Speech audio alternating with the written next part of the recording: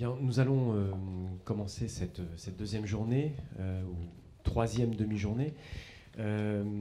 Alors, la première intervenante, Michela, peut-être, pouvez-vous venir, on va commencer, mais avec peut-être rappeler un peu le déroulé de la journée d'hier, puisque nous avons commencé par une première thématique autour des méthodes d'analyse, où nous avons pu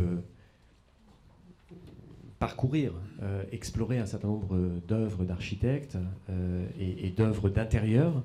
Nous sommes passés l'après-midi à la question du projet, où un certain nombre de spécialistes sont venus parler un peu aussi de méthode et de la manière dont on fait du projet d'intérieur, pour ce matin effectivement passer à la question des usages. Alors avec 4 intervenantes qui vont nous parler de choses assez différentes les unes des autres, encore qu'elles vont se croiser les unes les autres. Peut-être, pour rebondir un peu sur ce que vient de dire René-Jacques Mayer, je vais me permettre d'évoquer ou de revenir sur une des interventions d'hier, en vous parlant simplement de l'endroit où nous sommes, le bâtiment de l'école Camondo, donc le 266 boulevard Raspail. Nous sommes dans un bâtiment qui est une école, et qui est une école depuis 1989. Cette école, elle a été construite, co-construite par l'école spéciale d'architecture et l'école Camondo. Ce bâtiment a été érigé, a été pensé, dessiné en 1988 et a occasionné le déménagement de l'école Camondo, qui était donc au parc Monceau, dans l'ancien hôtel Camondo, dans le musée Camondo, à cet endroit, boulevard Raspail, entre le cimetière et le boulevard. Ce bâtiment, il a été pensé comme une école à l'instigation du président de l'Union centrale des arts décoratifs, c'est-à-dire notre maison mère, qui aujourd'hui s'appelle le MAD, Musée des arts décoratifs. L'Union centrale des arts décoratifs qui était dirigée à l'époque, présidée par Robert Bordaz. Et il se trouve que Robert Bordaz, qui était un grand commis de l'État, qui avait été président de l'ORTF, la radio-télévision française dans les années 60, a été aussi celui qui a mené le conseil de préfiguration du centre Pompidou, c'est-à-dire du plateau Beaubourg, de l'aménagement du plateau Beaubourg, et qui a été absolument prépondérant dans la mise en œuvre du projet Piano Rogers. Et Robert Bordaz s'est retrouvé à un moment donné à la fois président de l'Union centrale des arts décoratifs et il était président du conseil d'administration de l'école spéciale d'architecture. Et donc, à un moment donné, il s'est intéressé à ces deux écoles qui étaient trop à l'étroit dans leurs murs, c'est-à-dire qu'il y avait besoin d'espace, et qu'il y avait besoin d'espace intérieur, bien sûr, pour pouvoir y faire des cours. C'est ainsi qu'est né ce bâtiment, qui est encore aujourd'hui géré en copropriété. Nous sommes copropriétaires, l'école Camondo, les arts décoratifs, et l'école spéciale d'architecture. Ce bâtiment qui a été pensé par Robert Bordaz dès le début des années 80, et avec un Robert Bordaz, donc président des deux associations, qui avait un attachement tout particulier, une fascination et une grande amitié et une grande admiration pour Jean Prouvé. Jean Prouvé qui est mort en 83, et l'idée de construire un bâtiment conjoint pour deux écoles, après la mort de Jean Prouvé, Robert Bordaz a consulté évidemment Renzo Piano. Et Renzo Piano a été un peu disons une figure tutélaire de la création de ce bâtiment. Ça n'est pas lui qui l'a dessiné, c'est tout simplement l'un de ses collaborateurs qui s'appelle Kuno Brühlmann, et Kuno Brühlmann était l'un de ses chefs de chantier sur le projet Piano Rogers du centre Pompidou. Ce qui explique un peu l'aspect de ce bâtiment qui est constitué en fait d'un système de poteaux planchers dégageant des plateaux libres. Alors ce sont des poteaux qui sont des poteaux d'acier remplis de béton, c'est un peu la technique d'Édouard Albert, qui permet ici de créer des espaces complètement modulables, complètement modulaires, complètement neutres, et ouverts sur 3 côtés, côté boulevard, côté cimetière et côté cour de l'école spéciale, avec ces grands pans vitrés. Ce sont donc des espaces indifférenciés qui permettent une très grande modularité. Et du coup, ça me permet de rebondir effectivement sur ce qui nous a été présenté hier, entre autres Paul Marchessault, ancien étudiant de Camondo, qui sorti en 2013, je le rappelle, il est diplômé depuis 2013, jeune architecte d'intérieur, s'est vu commander l'aménagement de ce 3e étage avec un cahier des charges qu'il n'a pas expliqué hier, qui était extrêmement complexe. On lui a demandé de faire un espace totalement polyvalent, tout en séparant des fonctions. C'est-à-dire, on lui a demandé à peu près l'impossible de pouvoir tout y faire. Et en fait, ce troisième étage que vous voyez ici est constitué tout au bout, au fond, de l'administration. Vous avez le staff avec les bureaux, le secrétariat. Il y a des bureaux qui se trouvent le long de la façade qui sont éclairés. Et ensuite, tout cet espace dans lequel nous sommes, qui au quotidien, chaque semaine, est occupé indifféremment par des cours, des étudiants, ils y déjeunent à midi. Vous avez les tables dans ce qu'on a très vite appelé la nef, qui est cet espace plus à l'ombre au cœur du dispositif. Et en fait, ce travail est un travail d'architecte d'intérieur, c'est-à-dire qu'en fait, ils ont construit des meubles immeubles, ils sont immeubles par destination, mais ce sont des meubles, avec un peu d'ironie, j'appelle ça des placards. Vous avez des placards à bureau et des placards à salle de réunion, des placards à administration, et qui permettent effectivement de relier toutes les fonctions et tous les usages entre eux. Alors, autant vous dire au quotidien, c'est parfois un peu compliqué. Effectivement, on a du mal à téléphoner. Il y a très peu de confidentialité. Très vite, ce qui peut se passer dans les bureaux fait le tour de l'école. Et fait le tour de l'école, alors et c'est là où il y a une espèce de génie du lieu, fait le tour de l'école par l'extérieur. C'est-à-dire que tout va passer par, j'allais dire, le parti initial de Kuno-Brühlmann, c'est-à-dire du bâtiment lui-même, qui pour des raisons de plan d'occupation du sol, de densité, avait rejeté toutes les circulations à l'extérieur, c'est-à-dire ascenseurs, escaliers, et puis ces ascenseurs et ces escaliers qui, à 2 niveaux du bâtiment, sont reliés par des passerelles. Et ces passerelles, voilà d'où le nom ici de cet étage, du 3e étage. Vous avez peut-être vu sur les affiches ou dans les programmes que le colloque se déroulait sur la passerelle. Eh bien, nous sommes sur la passerelle puisque nous sommes à l'étage où il y a la passerelle qui relie extérieurement les 2 escaliers. Puis vous dire que lorsque René-Jacques Mayer a pris la direction de l'école, on parlait effectivement des rumeurs qui circulaient très très vite dans l'école. Et il me dit, c'est un petit peu radio moquette. Non, je dis, c'est pas radio moquette, ici c'est radio passerelle. C'est-à-dire que les choses passent par la passerelle et c'est dans les escaliers que les bruits, non pas de couloir mais de passerelle, se diffusent à une vitesse très importante. Voilà, donc c'était une manière de parler aussi d'espace, de parler d'usage. Et dans le cadre d'une école, c'est évidemment tout à fait particulier parce que ils doivent s'y dérouler des cours de diverses natures, des cours de dessin, des cours plastiques, des cours de projet, bien sûr, des cours magistraux aussi. Et on voit qu'un espace comme celui-là peut se configurer, se reconfigurer à plaisir, ce qui demande un petit peu de main-d'œuvre au départ, et ça marche relativement bien. Donc je vais passer la parole rapidement à Michela Bassanelli. Peut-être vous présenter, Michela. Vous êtes architecte, doctorante en architecture d'intérieur et en conception d'exposition au Politecnico de Milan et conservatrice. Vous êtes fondatrice de Contents and Context, un studio multidisciplinaire traitant du design de l'architecture et de l'art contemporain. On aime bien le nom, Contents and Context. Vous collaborez des recherches sur le patrimoine culturel, l'architecture d'intérieur, avec le département DAStU, DASTU, du Politecnico de Milan, et une galerie privée. Vous faites partie du comité de rédaction de Journal, et vos recherches portent sur les intérieurs domestiques, sur le rôle des textiles en relation avec l'art et le design. Et vous allez nous parler de textiles, de rideaux, de tapis et évidemment d'intérieur. Je vous passe la parole et le micro. Merci. Bonjour. I will speak in English. I would like to thank you, all the scientific committee, since it's very important for me being here today. This presentation describes significant research I've been trying to figure out from 2 years now. And today I will try to summarize just a part of this, but I hope you can still enjoy it and get the thread which lie beyond all the examples that I will show you. The title of my presentation is The Textile Fringe as Contemporary Inhabiting Device. Fringe is intended as a margin, internal limit of a space. In particular, the research investigated the role of fabric in the construction of interior space. There is an interesting metaphor developed by architect Mario Tedeschi in 1948 At that moment, Mario Tedeschi was an editor of Domus journal with Lisa Ponti also, and published a paper related to the house space entitled The Worn House, that develop and study around 6 points. And some of these, for example, are we wear clothes which adapt to our shape and our movements. For our convenience, because the house is the dress of our life, we must wear the house and not adapt ourselves in it as in an armor.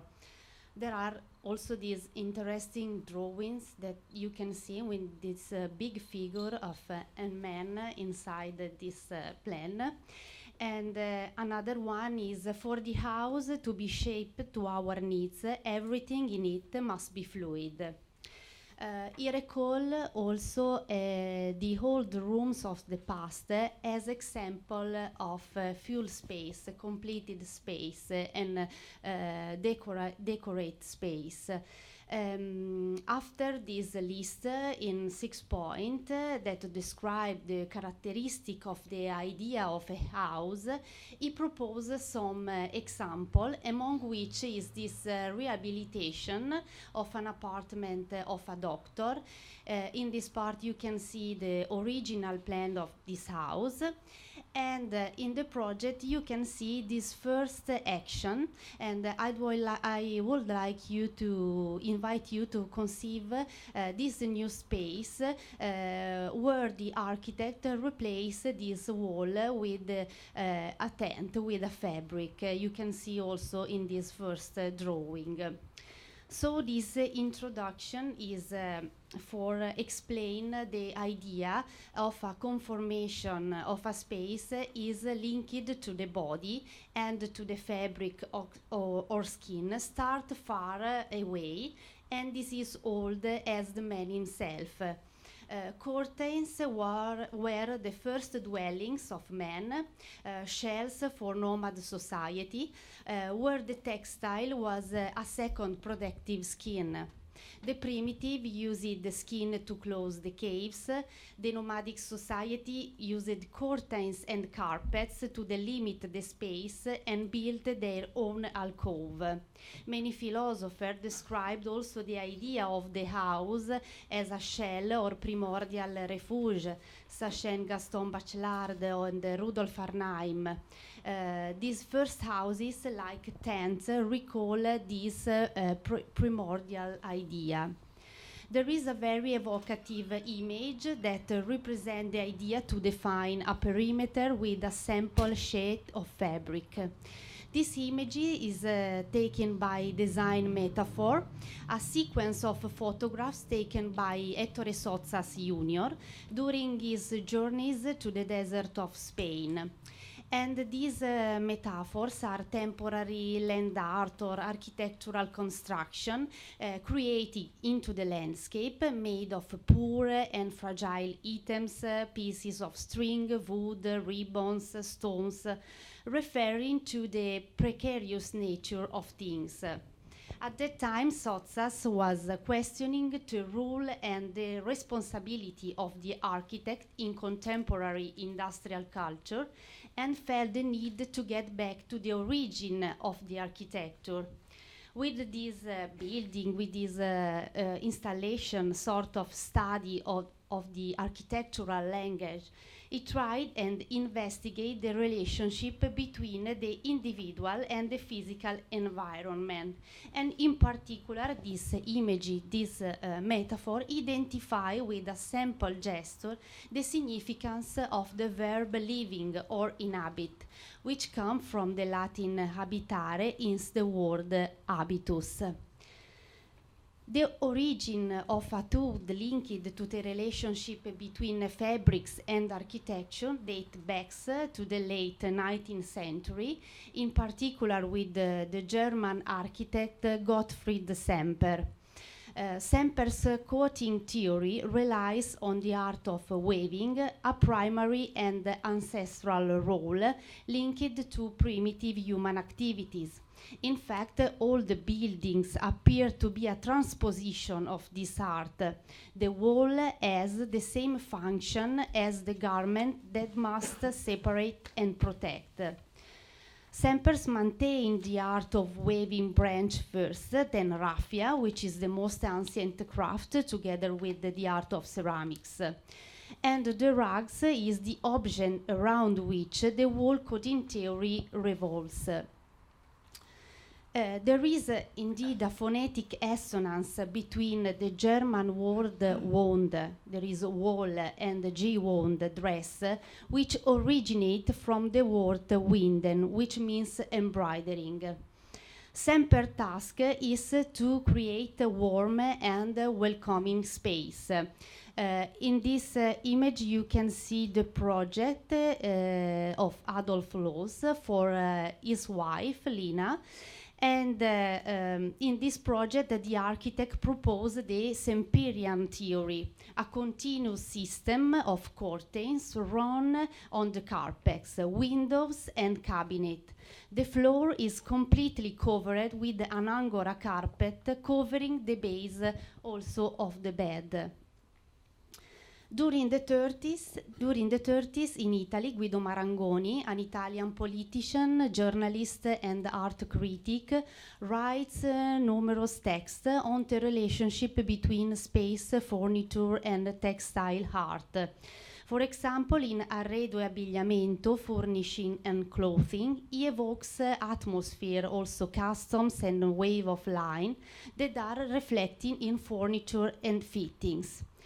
Fabric is also something that appears in the history of the home at every stage: silk, engines, curtains, and tapestry. Another important point of view is given by the book by the architectural historian Giovanni and his wife Rosalia Fanelli, entitled Modern Fabric in 1976. In this text, the author linked the birth of contemporary design with the origin of the fabric. The authors takes up the close link between fabric, furniture, space, and fashion through a historical examination of three main periods from the end of 18th century to the middle of 19th, analyzing this relationship in different European countries and United States. The author notes that this strong sense of design was often referred to by architects even in the design of clothes to ensure this continuity and control at all levels of the project. In Italy, we mention, for example, the experience of the futurist movement with Giacomo Balla clothes, but also Fortunato De Pero. In the same period, there are many fabric designers who come to the interior world, like Sonia Delaunay, who designed bathing suite in the middle 20s, but also the textile for the interior of an episodic film with the title Les Petits Parigots. Another important figure is also worth mentioning the work made by Annie Albers by the Bauhaus School, also in the 30s. In the middle of 80s, another Italian text underlined the importance of fabric is an element able to define the character of an interior space. This is the history of furnishing by Italian architect and professor Renato De Fusco. The author reads all the elements of the architectural enclosure using the special figure of the lining made by wall, ceiling, and floor. The textile metaphor of a lining is really a device used by the author for interpreting the history of interiors from Greco-Roman times onward. Analyze each period's chronological context, interrelation among the various art. The same terminology adopted by De Fusco to indicate the different part of the interior space refer to this term related to the textile field. The lining is this element that protect and cover. Starting from this sort of theoretical disposition, there are meaningful cases in Italian modern design history that use the fabric as a device able to define the interior space. In this image, you can see an interior view of the living space by the architect Franco Albini. Is the Ferrarin house. The architect, in this case, used a vertical textile tent, a device to divide two spaces of the living room, not just a wall, but a fabric. The BBPR studio in this project presented at the Triennale di Milano in 1936 designed this small room for a couple, divided in three functional areas, a bathroom, a physical training room, and a bedroom. The whole point of this minimalist space is the central block which condenses the uses and articulates the space around, but it's also interesting to see that to the left of the bed, a tent suspended from the ceiling separates the exercise room from the bedroom. In his private house, Gianluigi Banfi, in 1940, uses a continuous curtain to cover the interior space. You can see also this element on these two images, for example, in this part of the living room, but also in the bedroom, which serve as a lining. Spaces are, in this case, permeable, and the same material define a continuum into the house. The architect Angelo Mangiarotti in 1952 studies a system to divide the two environments with revolving panels covered, in this case, with a fabric designed by the artist William Klein. Is also a particular example relating to a particular period that corresponds at the moment of the convergence between artist and architect also. In the apartment designed for himself, Ernesto Nathan Rogers uses the fabric as a backdrop.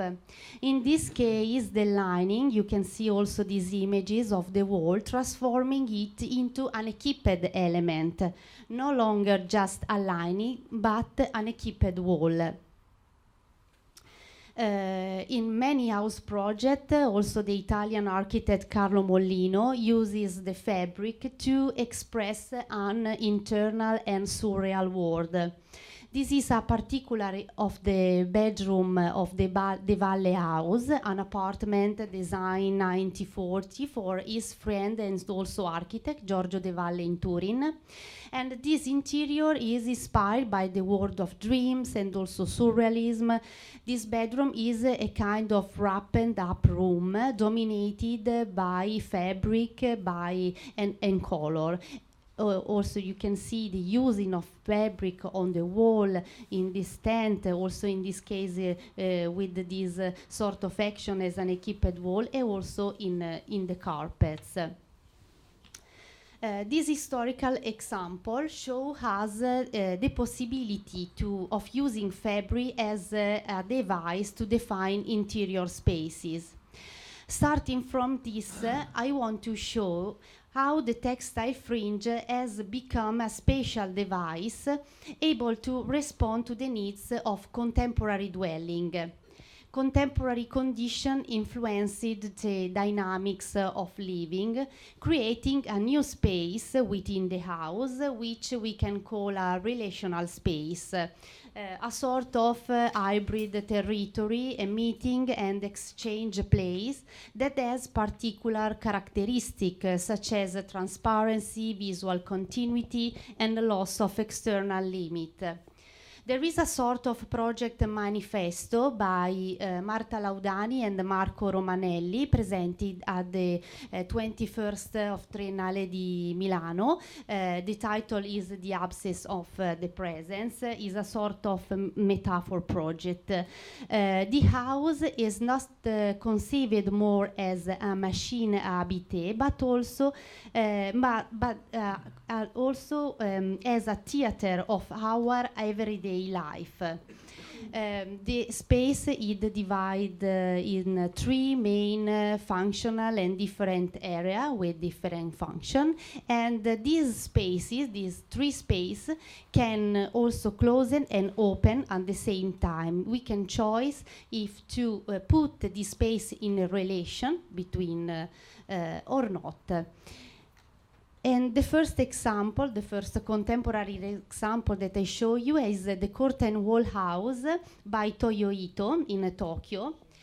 In Shigeruban, the house extends the limit of the living area by introducing a new interstitial space that belongs to an inside and the outside space through the movement of closing and opening curtain. A sample curtain changes the perception of the space. The tent, in this case, is perhaps the most evident sign of the extension of the domestic living towards the outside, real prostheses that from the inside, often used on the windows, come out and they expand by breaking the barrier between interior space and outer space. The large window with wall is replaced by a fluid, permeable object that connects public and private communication. The Maison à Bordeaux by Rem Koolhaas is a project started in 1919, but I would like you to focus today your attention on the intervention made by Petra Bless 10 years later. Petra Bless intervenes on the whole margin of the house, introducing textile devices with different weights and color. Also, you can see in this other image. The artist Petra Bless radicalized the idea of dissolving boundaries and mobilizing formerly static elements in her design intervention in the house. Also, in this case, the concept of public and private, inside and outside, are softened, and the paradoxical motif of the threshold as a labyrinth emerge. The idea for the artist Petra Bless was to redefine an atmosphere of domesticity of this house. The use of textile margins also characterized the redesign of existing building in a suburb of Bordeaux.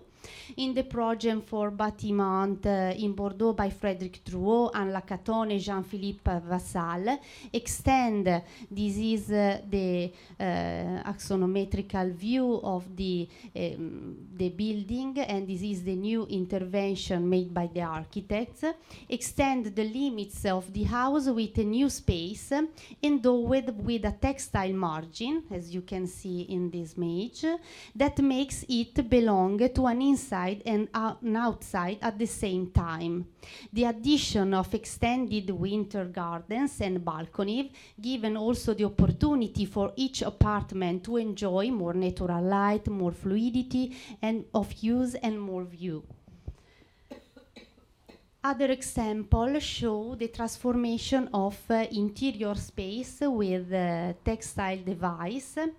Fala Ateliers is a young contemporary design studio, converted this garage in Lisbon into a house. The project started with an unconventional request from the client with a very tight budget. And the space, completely flexible, is governed by the system of curtain, as you can see in these images. No longer just wall and solid wall close, but also in this way to divide the space, the movement of open and close a tent. So to conclude, all these examples show as the contemporary interior space is inhabited by textile margins that dissolve the public and private limits and lead the inside and outside into communication. The field of action is no longer identified by places with very defined limits, but by a more comprehensive idea of the place of gesture. It's no longer matter whether you are inside or outside, indoors or outdoors, in a room or a square. What matters are the subject action and his interaction with the space and with the people who live there. This is a relational space.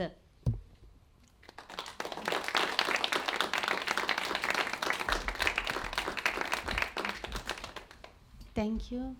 If you have a question. Merci beaucoup, Michela. Grazie mille. Juste une remarque, moi je ne vais pas poser de questions, mais juste une remarque, ou deux d'ailleurs, parce que la question du textile, la question des voilages, des rideaux, des tapis, je sais que j'ai une étudiante en 5e année qui fait son mémoire, alors de manière très superficielle, mais qui justement essayait de travailler sur cette question du tapis, par exemple, comme manifeste de spatialité.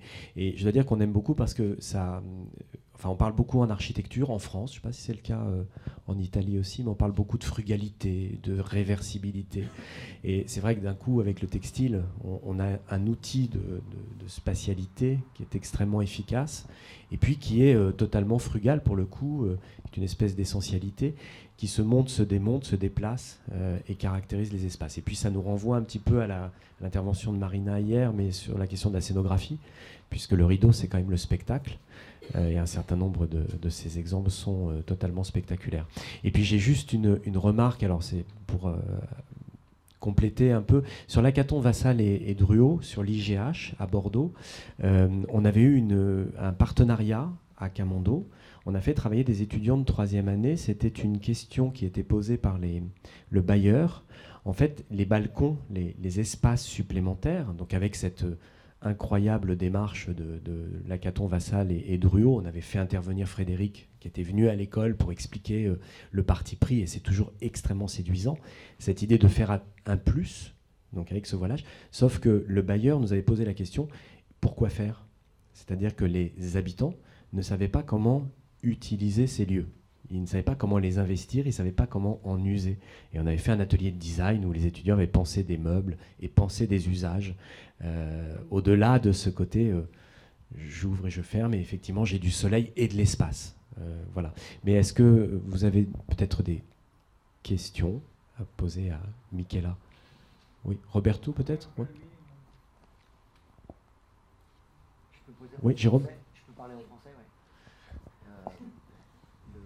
Il y a forcément Boyce qui revient à l'esprit avec l'expérience avec le loup qui me saute un peu au visage. Chez l'AX aussi, des artistes qui, avec le textile, fait architecture, œuvre d'architecture. Donc il y a ces artistes qui me viennent tout de suite, et surtout les frères Lursa, parce que plus loin quand même, la proximité architecture et textile, on parle des frères Perret à la même époque, mais les frères Lursa sont autre chose.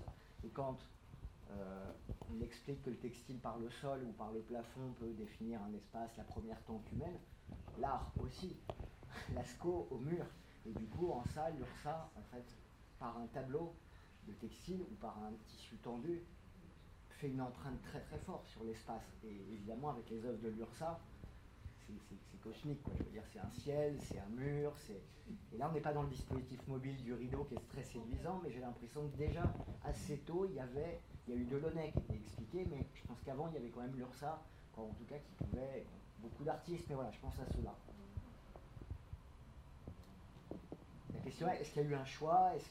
Pourquoi pas ceux-là? Pourquoi d'autres? Je ne sais pas.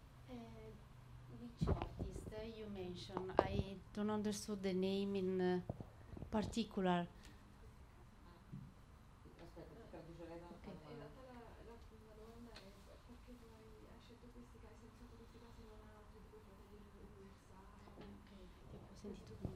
Okay. See, I understood.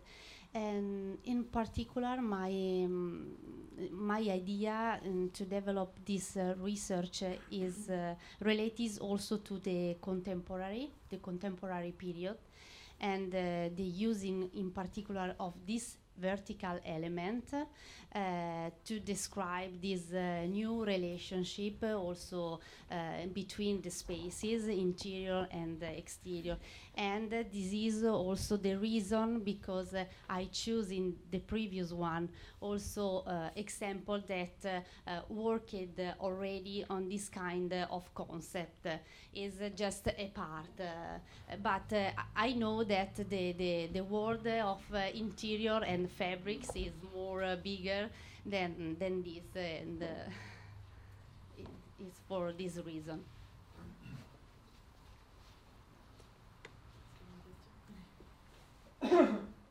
It's the same. Oh, no. Thank you so much for your wonderful talk. I would be interested in how many percents the collaborations are with female designers when it comes to the fabrics and the textiles. So is there a kind of gender gap in this? The architects are males, and the collaborations with those who design the fabrics and the textiles productions are then the females. So we have again this gender issue, the private, the textile, like in the Bauhaus, Sure. is referred to the female designers, and we have the architects as the male domain. I can. Since we were talking about private and public. Okay, I know, and I can confirm that in particular for the middle of 19th century, this relationship was very important in Italy, but not only in Italy, also in Germany, and I think in Swiss, but in Italy there was many of these artisan of the textile, like Geggia Bronzini, Anita Pittoni, Renata Bettoni, many female of these artists that contribute in the project of this interior space, collaborate with Joe Ponti, Banfi to design also the fabrics. Another person very important was Fede Cheti. There is this important relationship within the female world and the project that you also see in this presentation. Thank you. I know this is not A question? No. una revisione di tesi, but I say in Italian, but it's not a critique to your thesis. But you're starting your research, or at which point you are? No. In the middle. In the middle. No, just I think it's such a big topic. Yeah. Huge. And I find that maybe today you just decide to talk about not really about the textile, but the curtain. Yes, the it's external wall. just Maybe that you have to declare a little bit more because it's otherwise it's. I get a little bit lost in the beginning, maybe not the other, but it's a huge topic and there's a lot of research that not usually in the field of architecture, but eventually in design, but above all in the fashion. Yeah. And in fashion now, fashion history is becoming really the main. I think that your point is the same aspect of the first question, and I explained that the fabrics world is very big.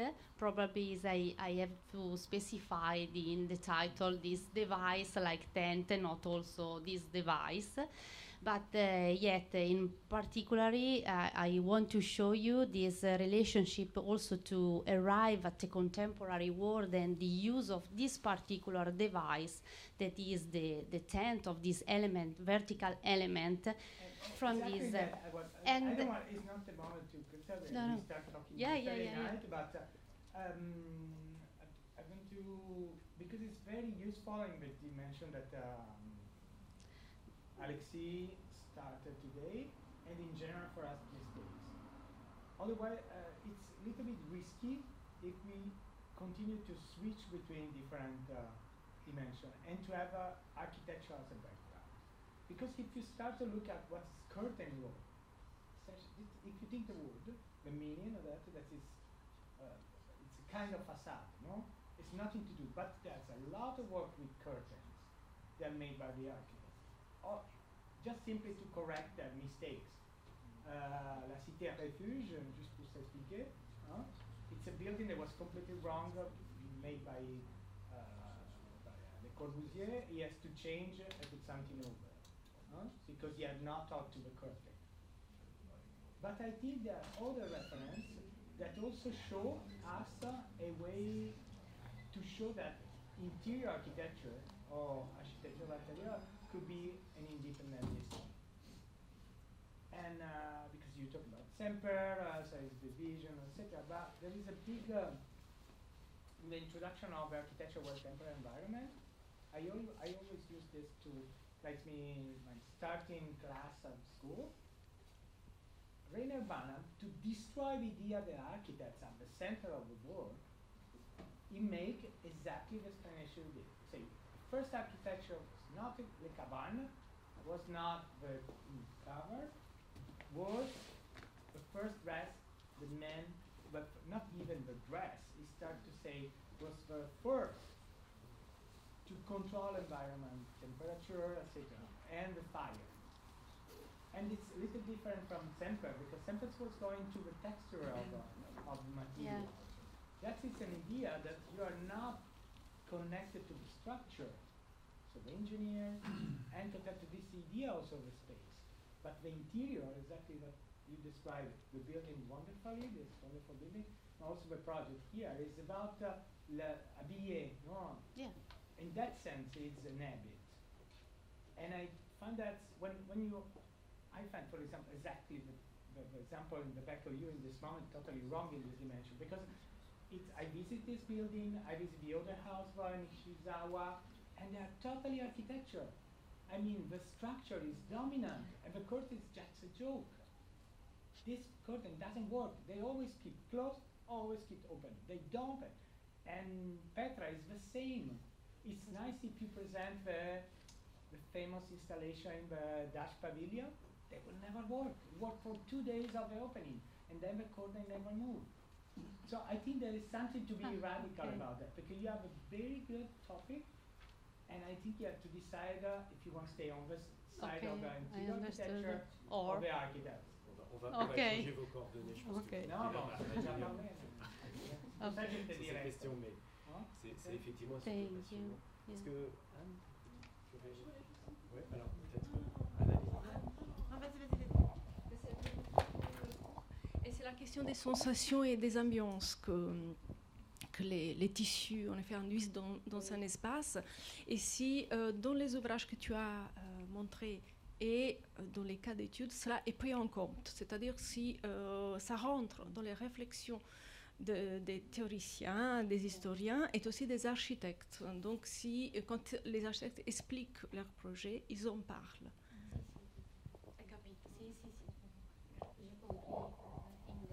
We can also put together after this point, because it's a very big question, and yet I understood very well your opinion, and I'm according also with you with some part of this. Era molto sincero. Yes, sì, no, anzi, thank you. Maybe my question was more because you start with nomadism structure, and I was wondering if you mean to point something about the today's use of this kind of curtain, and I just remark, and I want to know if it's by chance or something you want to develop. You speak about the prosthesis, and do you think there is a new, something like a new use of this kind of curtain outside as prosthesis, and is it also linked to something like cure, the way we're building? understood, yes, there are also many projects in the contemporary period that use and develop, for example, the original tent. It was at the beginning of the presentation. I don't know, this is a very first one, but they use and also with study new elements with the problem that you refer to, refugees and something like this. We need, yes, there are some part also with this idea of prosthesis. There are also the study of clothes, completely clothes that can, it's a sort of home, body home on the skin that, yeah.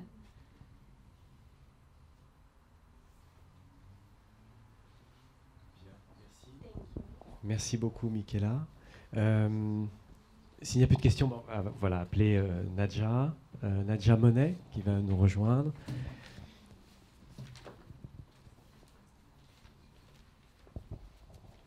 Est-ce que vous avez un... Ok. Ouais, on va remettre la... Ah, elle était bien, elle est belle la photo, elle est très belle la photo. Alors je vais remettre ça, affichage, pardon. Je vais vous demander... Ben, je vais vous présenter donc la deuxième intervention de ce matin, Nadja Monnet. Donc vous êtes anthropologue, maître de conférence à l'ENSA de Marseille dans le champ SHS, pardon, membre du laboratoire architecture et anthropologie de l'ENSA de La Villette, le LéaV. Vous êtes coordinatrice de l'axe de recherche Être habitant et membre de l'axe pratique d'émancipation urbaine. Et vous avez, enfin actuellement en tout cas, vous travaillez sur les métamorphoses des espaces publics et privés et sur les usages de ceux-ci par les jeunes générations. Effectivement, vous allez nous proposer en tout cas une intervention à propos de la chambre, des adolescents et de la manière de s'en servir. Je vous passe la parole. C'est pas que la chambre. Bonjour. D'abord, merci beaucoup au comité scientifique m'avoir permis de venir exposer mes réflexions ici. Alors, effectivement, j'ai intitulé ma communication « Espace intérieur » entre guillemets des générations digitales. Alors, je ne prétends pas être une spécialiste des espaces intérieurs des jeunes, hein, je vous préviens. Mais par contre, pourquoi je suis là? Alors, vous me direz, c'est parce que c'est moins une question de recherche pour moi que d'enseignement, quoique, comme je vais un peu vous expliquer mon parcours, vous verrez que c'est très entrelacé, c'est du dialogue entre la recherche et l'enseignement que cette question a émergé. Et en fait, les questions d'intérieur m'intéressent particulièrement depuis que j'ai été appelée à construire des enseignements sur le sujet. Et par contre, les questions de méthode que vous mettiez aussi pas mal en avant dans ce colloque m'intéressent depuis longtemps, et bien évidemment. Et j'essaye de croiser au maximum les regards disciplinaires. Je préfère parler de croisement de regards disciplinaires plutôt que d'interdisciplinarité dans ma pratique de recherche dès le début. Ça fait vraiment partie de ma démarche. D'ailleurs, en ouvrant le colloque, Nathalie Simoneau disait hier qu'au-delà de la définition de ce qui fait intérieur, c'était l'envie de discuter justement ces méthodes. Donc c'est un peu dans cet esprit-là que j'avais proposé ma communication. Alors, ce que je vais présenter, c'est un peu un mixte entre les intérêts de recherche et d'enseignement et un mouvement qui part de l'extérieur vers l'intérieur. Vous verrez pourquoi. Contrairement à la majorité des présentations qu'on a pu voir hier, en tout cas, c'était plutôt on partait de l'intérieur, on réfléchissait si on pouvait dialoguer ou pas avec l'extérieur. Hein, moi, je fais un peu le cheminement inverse. Alors, effectivement, j'ai une recherche en cours sur le rapport aux jeunes, aux espaces, le rapport aux espaces, alors publics et privés, des jeunesses que j'ai appelées digitales. Hein, c'est ce digital natif que je ne sais pas très bien comment traduire en français. Et donc, ici, je ne vais pas vous donner des réponses, mais plutôt lancer des questionnements que j'aimerais soumettre à la discussion. Alors, quand je parle d'espace intérieur, justement, je me questionne sur qu'est-ce qui fait chez soi pour les jeunes générations d'aujourd'hui. Hein, ce chez soi qui n'est pas forcément synonyme de maison, donc qui n'est pas forcément architecture, et aussi quels sont ces espaces intérieurs des jeunes aujourd'hui? Alors plutôt des classes moyennes, hein. Je ne travaille pas avec les classes populaires, c'est vraiment plutôt classe moyenne aisée. C'est une volonté aussi de l'anthropologie. Généralement, elle est tout le temps dans les marges. Pendant très longtemps, on travaille surtout, et quand on est revenu des pays dits exotiques, on est revenu voir plutôt les paysans et les marges. Donc c'est aussi une posture de vouloir travailler avec des gens qui ne sont pas dans les marges. Du coup, le rapport des classes populaires m'interroge aussi, surtout en habitant Marseille. Mais ce n'est pas ma question principale. Donc, leur chambre, la question que je me pose, c'est justement leur chambre à coucher est-elle encore l'ultime bastion de leur intimité? À l'heure du tout numérique, est-ce un refuge ou plutôt un point d'ancrage, on pourrait dire, pour leur conquête du monde ou leur quête du monde? Alors, comme je disais, l'origine du questionnement, ça va vraiment de la recherche à l'enseignement et de l'enseignement à la recherche. Si je devais me présenter, je me présenterais plus comme ethnographe de l'urbain qu'anthropologue, hein, parce que j'aime bien le graphe. Dans ethnographe, il y a le graphène, hein, l'importance de l'écriture. C'est une thématique qui me taraude depuis pas mal d'années. Hein, comment est-ce qu'on décrit la réalité et en la décrivant aussi, quel impact on a sur cette réalité. Donc mes premières recherches, elles étaient, que j'avais intitulées, que je me posais la question de la formation de l'espace public dans un quartier à Barcelone, un quartier qui était en voie de gentrification. Et donc ma volonté initiale, d'abord, c'était vraiment d'ethnographier la vie d'un immeuble. Et finalement, mes enseignants qui me suivaient à l'époque, ils me disaient non, mais c'est trop restreint, il faudrait quand même que tu ouvres. Et donc, je m'étais basée sur essayer d'analyser la cohabitation dans un quartier en train de se gentrifier. Alors pendant les 20 ans que j'ai passé dans cette ville, c'est donc avant tout les espaces extérieurs, ce qui se passait à l'extérieur qui m'intéressait, donc les dynamiques urbaines dans les espaces publics. Et de ce quartier où me centrer que sur une place. Depuis aussi l'analyse de rassemblements de rue pour manifester, fêter, défiler, à la dynamique, comme je vous disais, d'une place, la place de Catalogne. Même si assez rapidement, je me suis aussi intéressée aux espaces intermédiaires, notamment dans la collaboration d'un projet avec l'ENSA de Belleville, où on s'intéressait au hall d'entrée et on essayait de comprendre qu'est-ce que c'est que c'était cette transition entre l'extérieur et l'intérieur, surveillée par un gardien d'immeuble. Après, je me suis aussi intéressée à l'acte de laver son linge. J'ai participé à une recherche qui s'appelait, en collaboration avec une architecte qui travaillait sur Barcelone et un géographe. On avait intitulé ce projet « Histoire d'hommes et de femmes qui lavent leur linge » et on s'intéressait un peu à ces lavoirs publics. Qu'est-ce que c'était que ces lavoirs publics dans la ville de Barcelone? On les avait recensés. Enfin, il y avait une partie de recensement, mais aussi de questionnement. Qu'est-ce que c'est que l'acte de laver son linge ensemble? Et moi, on est allé jusqu'à faire des ethnographies de lavomatiques, où justement, c'est aussi intéressant ce qui se passe dans les lavomatiques actuellement. Hein, et qu'est-ce que c'est que de laver son linge en public, d'exposer son intimité, et voilà. Bon, donc dans mes recherches, il y a toujours eu cette question des postures des corps en présence qui est devenue de plus en plus centrale, et la question de la manière dont les corps se positionnent entre eux, mais aussi comment ils interagissent avec l'espace et les dispositifs techniques qui les entourent. C'était un peu, sur la place de Catalogne, quand on a réfléchi sur qu'est-ce qui se passait sur cet espace d'anonymat en théorie, hein, mais rapidement on a vu qu'il y avait des habitués, c'était pas si anonyme que ça, de cette place centrale à Barcelone. On s'était un peu imaginé, tiens, est-ce qu'on pourrait revisiter le manuel des techniques du corps de Marcel Mauss, un texte qu'il a écrit en 1934, et où il pose une analyse de la gestualité du corps, et qu'il expliquait, qu'il définissait comme les façons dont les êtres humains, société par société, d'une façon traditionnelle, savent se servir de leur corps.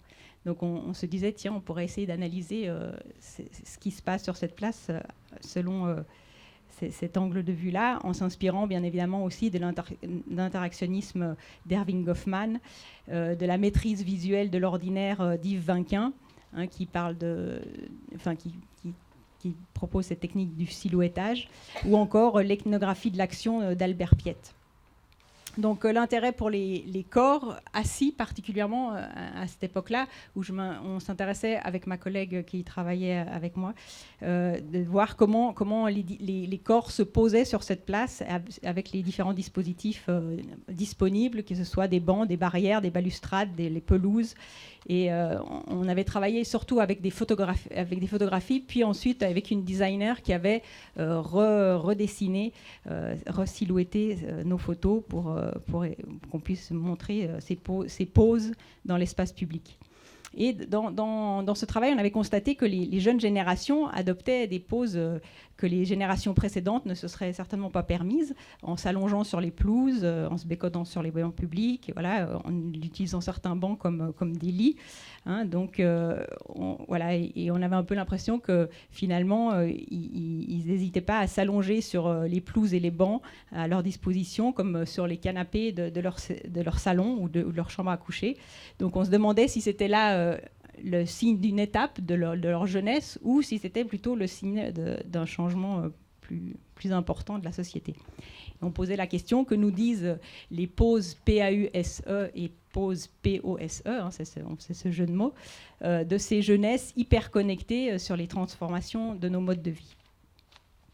Alors, en anthropologie, contrairement à l'architecture, les espaces extérieurs et intérieurs, ils sont rarement travaillés ensemble. Hein, c'est vraiment la rencontre avec un groupe de recherche madrilène, Antropologia Urbana, donc anthropologie urbaine, de la UNED, c'est l'Université nationale d'éducation à distance, qui m'a convaincue de travailler ces deux espaces en regard. Leur projet qui s'appelle Intimité métropolitaine part du constat que justement dans la littérature des sciences humaines et sociales, il y a énormément de choses sur les espaces publics quand on s'intéresse aux transformations urbaines et beaucoup moins d'études qui travaillent depuis l'intérieur ces questions-là. Et alors que eux, ils posent vraiment que ce qui se passe derrière les murs, dans l'intimité des logements, est fondamental pour comprendre les changements dans les espaces publics. Donc c'est aussi en travaillant sur la place des jeunes dans la ville où je suis partie d'ailleurs d'un focus très extérieur, hein, donc ce rapport des jeunes aux espaces publics, pour de plus en plus m'intéresser aussi à cette interface entre espace public et espace privé.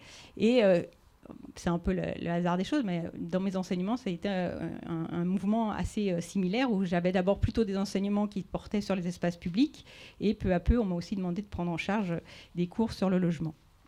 Donc dans les différents TD que j'ai menés dans différentes écoles, parce que j'ai passé dans plusieurs écoles, Versailles, Toulouse, et maintenant je suis à Marseille, je proposais aux étudiants de réfléchir conjointement aux métamorphoses de nos familles contemporaines. Et là, je reprenais le titre d'un anthropologue que vous connaîtrez peut-être, Maurice Godelier, hein, qui a écrit un énorme pavé sur les métamorphoses de la famille. Et donc, travailler ensemble, métamorphose des familles et la métamorphose de nos espaces domestiques, en leur demandant d'aller interviewer, parce que c'était aussi une initiation aux techniques d'enquête des sciences humaines, qualitatives, des sciences humaines et sociales, d'aller interviewer leur famille sur 3 générations, donc parents, grands-parents, sur un espace concret de la maison, alors que je leur laissais le libre choix. Certains qui s'intéressaient au hall d'entrée, d'autres aux chambres, au salon, jardin. Voilà, c'était une conception assez large. Il y a même certains qui s'intéressaient aux toilettes et WC, enfin douche, WC, etc. Et donc c'est un peu sur la méthode que propose Philippe Bonin de suivre vraiment la transformation d'un espace au fil des générations. Alors pour certains ça marchait très bien, qui restaient dans la même maison, mais pour d'autres, ils disaient oui, ça permettait aussi de voir que finalement ils n'étaient pas majoritaires, ceux qui naissaient dans une maison et qui grandissaient jusqu'à leurs 20 ans dans la maison, où il y avait aussi beaucoup de mouvements, etc. Et alors une année, effectivement, je me suis plus focalisée sur les chambres, où là on a vraiment travaillé sur les différents types de chambres aussi, et réfléchir qu'est-ce que c'est qu'une chambre. Alors, il y avait des étudiants qui ont travaillé sur les chambres de bonne, la chambre à coucher, mais la chambre d'enfants aussi, et la chambre d'adolescents. Et là, dans ce cas-là, j'avais fait un travail conjoint avec Béatrice Utria, qui était photographe à l'école de Toulouse. Et bon, j'aurais pu vous apporter, mais je n'ai pas voulu vous projeter des travaux d'étudiants, parce que je pense qu'il aurait fallu entrer dans chacun, et ça aurait pris beaucoup de temps. C'était un peu difficile de, comme ça, faire une collection de travaux et les passer rapidement. Donc, peu à peu, l'importance de travailler les intérieurs et les extérieurs ensemble est pour moi devenue une évidence, au point de proposer un cours qui s'appelle, l'année dernière, là, je l'ai proposé, Socio-anthropologie des espaces publics et privés à Marseille.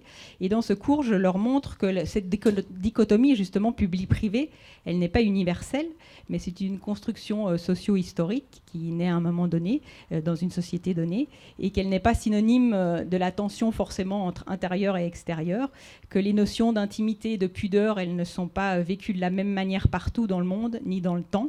Donc ce sont des processus socio-historiques. Et que les espaces aussi et les objets de l'intimité peuvent changer au cours de l'histoire, voire au cours d'une vie.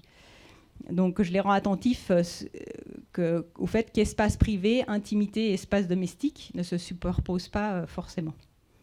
Alors là c'était peut-être une digression un peu longue pour vous expliquer, mais il me semblait important d'expliquer tout ça pour vous donner maintenant quelques pistes sur qu'est-ce que c'est que ce chez-soi pour les générations actuelles. Alors en me penchant sur l'histoire de l'éviction, certains parlent d'éviction des enfants de la rue, je me suis rendu compte que ce n'était pas que l'augmentation des véhicules et de la circulation qui ont provoqué la désertion des jeunes des espaces publics. C'était surtout, il y a un texte très beau de Philippe Ariès qui s'appelle « L'enfant et la rue » de la fin des années 60 qui insistait beaucoup là-dessus. Et en creusant un peu, je me suis rendu compte que c'est un phénomène historique beaucoup plus long et que ce n'est pas juste l'invention de la voiture et sa toute-puissance dans la ville qui fait que les enfants n'utilisent plus les rues. Et j'ai commencé à un peu chercher qu'est-ce qui faisait que... Et je me suis rendu compte que plus les intérieurs devenaient spacieux, et plus finalement ils sont confortables, et peut-être c'est aussi ça qui faisait que les enfants fréquentaient moins les extérieurs. Mais évidemment, ce n'est pas qu'une histoire d'intérieur-extérieur, d'accommodement d'un côté et de l'autre, même si évidemment ça c'est important. Il y a aussi tout le rapport aux parents-enfants qui change. D'ailleurs, Maurice Godelier parle de ça, de l'enfant maintenant, ça devient une valeur, un bien précieux qu'il faut préserver, protéger. C'est aussi notre regard sur l'enfant qui s'est complètement transformé au cours du dernier siècle. Et du coup, il y a des craintes des parents qui les empêchent de sortir.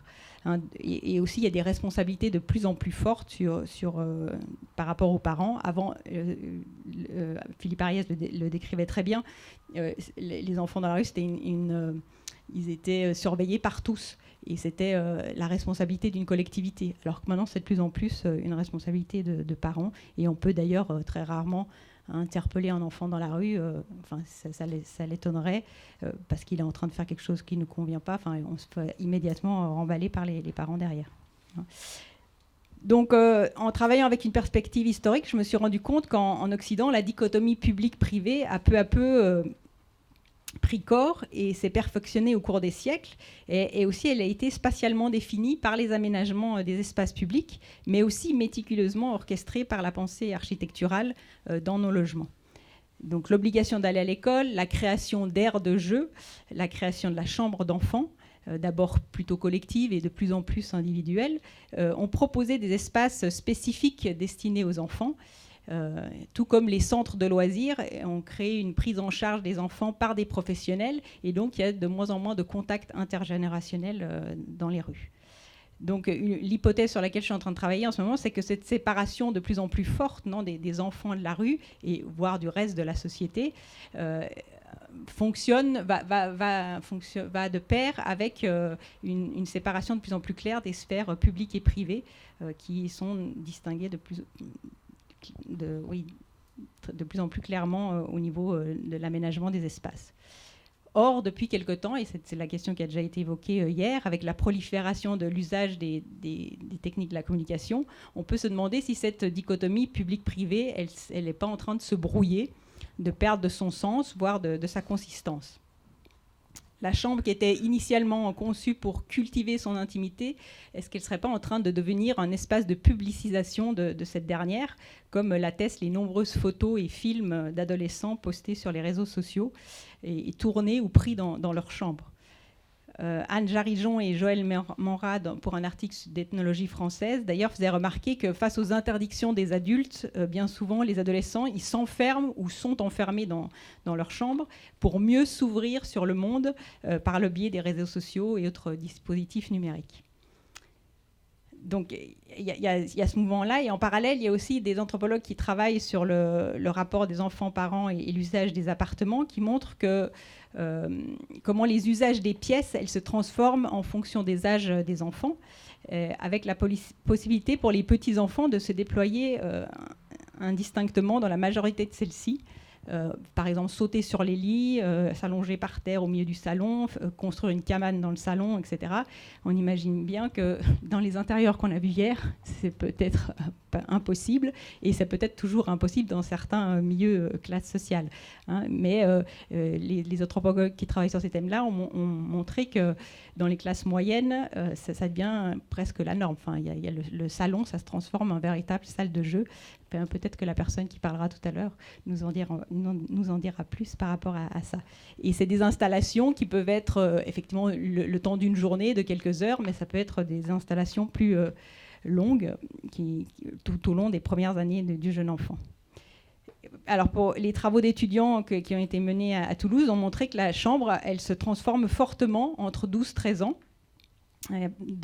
Par un changement de mobilier notamment, on change les meubles, surtout on descend le lit, ça m'avait surpris.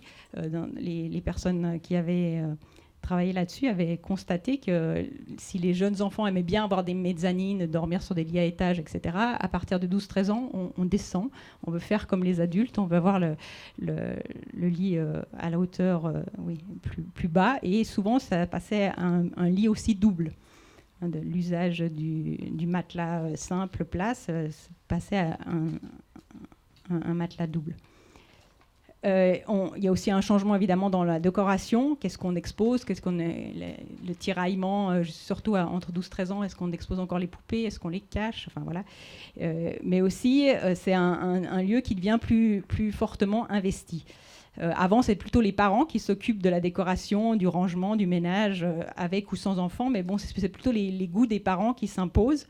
Alors qu'à partir de l'adolescence, c'est un espace qui se transforme plus fortement selon les goûts et des enfants, mais aussi il crée un attachement affectif plus fort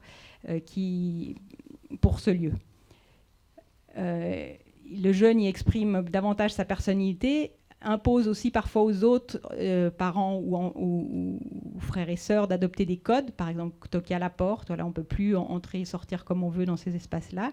Hein, et le fait de devoir la ranger soi-même, ça crée aussi cet attachement, ce lien à cet espace. D'ailleurs. Donc souvent, c'est aussi une pièce que les jeunes disent, où c'est là où ils se sentent le plus en confiance que dans le reste du logement. Une jeune de 12 ans témoignait en disant « Quand je suis seule chez moi, parce que mes parents doivent partir, je reste dans ma chambre, c'est la pièce où je me sens le plus en sécurité. » Donc là, une autre personne de 19 ans disait « La chambre, c'est un lieu refuge, une sorte d'échappatoire qui nous permet de nous isoler, de nous protéger et de nous évader. » Donc un lieu où on se repose, mais aussi où on se ressource. Et c'est cet endroit où ils et elles se sentent bien et en sécurité, concurrence souvent les sorties. Donc, je ne sais pas s'il y a beaucoup de gens qui ont eu ce dilemme, mais les parents qui essayent d'inciter les enfants quand même à sortir, prendre l'air. Hein, non, à un certain âge, les enfants ils préfèrent rester dans leur intérieur. Donc, on pourrait dire que finalement, c'est la communauté des espaces intérieurs qui influe sur les usages extérieurs. Mais ce n'est pas si simple que ça. Un projet que j'avais mené sur les adoptés à Barcelone, on avait eu une jeune de 19 ans qui nous avait expliqué que ses parents n'avaient pas du tout accepté qu'elle fasse des études, parce que c'était des personnes qui avaient eux-mêmes pas fait d'études, et donc ils ne comprenaient pas pourquoi cette personne elle voulait absolument aller à l'université. Et bon, elle était en conflit assez constant avec ses parents adoptifs.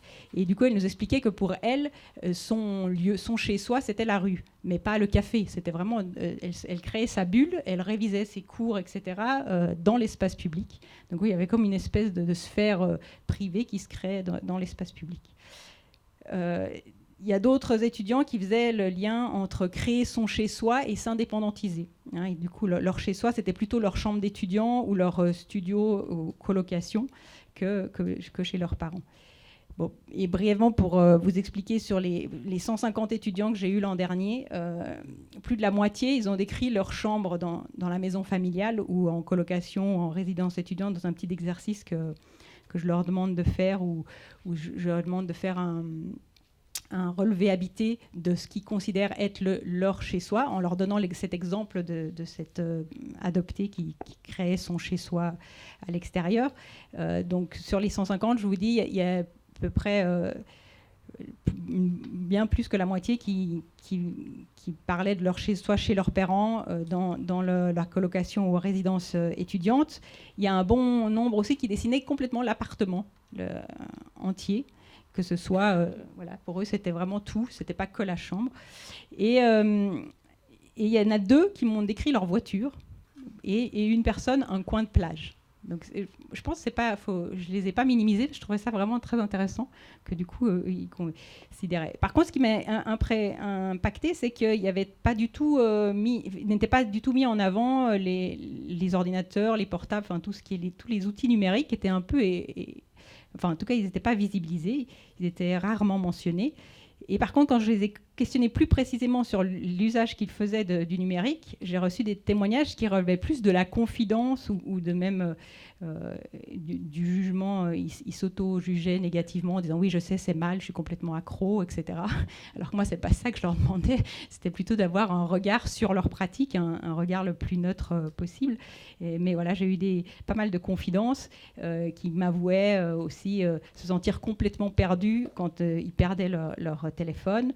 Il y a même une personne qui m'a écrit que, alors je ne sais plus si on lui avait volé ou elle avait perdu, mais qu'elle a eu vraiment l'impression de perdre. Elle a été perdue pendant pas mal de temps. Elle a l'impression d'avoir perdu une partie de sa vie. Enfin, elle était morte. C'était assez. Donc aussi tous des témoignages de relations très charnelles avec ils le caressent. Enfin, il y a tout un vocabulaire autour de cet appareil, et qu'ils réagissent au moindre bip, à la moindre vibration. Voilà, c'est presque une extension. Il y a certains qui ont même parlé aussi c'était une extension d'eux-mêmes. Un bras de plus. Enfin bref, il y a vraiment des expressions très intéressantes. Donc on peut se demander quel impact les dispositifs digitaux ont sur les usages quotidiens de nos espaces publics et privés. Et d'ailleurs, est-ce que cette distinction fait encore sens pour ces jeunes? C'est un peu les questions que je me pose. Et alors, si l'histoire de la chambre à coucher est désormais bien connue, notamment par l'exposition Rêve d'alcôve, mais aussi les travaux de Monique Eleb et de Michel Perrault, il y a peu de travaux qui analysent conjointement les pratiques spatiales et les pratiques digitales de ces lieux, et questionnent ces entre-espaces dont a parlé Carola Mougeant hier, les dimensions non pas virtuelles mais effectivement intangibles. J'aimais bien hier la personne qui a parlé, qui dit que ce n'est pas une histoire de réalité virtuelle mais plutôt de tangible, intangible. Donc qu'est-ce qui se passe dans cette interface finalement? Est-ce qu'on peut l'habiter, cette interface? Est-ce qu'elle est habitable? Et on peut aussi se poser une question qui est moins souvent posée, c'est celle de qu'est-ce que nous font faire les technologies, hein, c'est un peu la question que tout le monde se pose, et on parle de bouleversement de nos habitudes, mais on parle moins de qu'est-ce que nous on fait aux technologies. Hein, c'est une question que j'aime bien aussi. Il faudrait voir comment est-ce que nous on les tord et on les adapte aussi à nos besoins. Donc finalement, la prolifération aussi des différents le coworking, le covoiturage, la colocation, etc., semble traduire une profonde transformation en cours du chez-soi ou du à soi pour une génération pour qui la possession de biens ou d'espaces propres semble moins importante que le fait d'être dans le flux des informations, donc au courant des disponibilités ou des possibilités. Voilà, c'est un peu...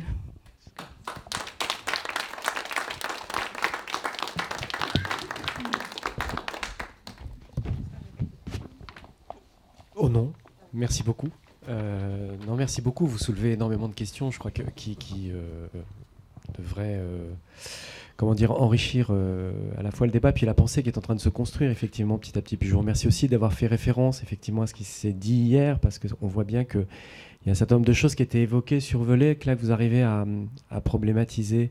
Alors moi j'ai quelques questions comme ça, mais rapidement, parce que je suis assez étonné quand vous dites que l'anthropologie dissocie l'intérieur de l'extérieur, habituellement, qu'on l'étudie jamais ensemble. Mais pourquoi ?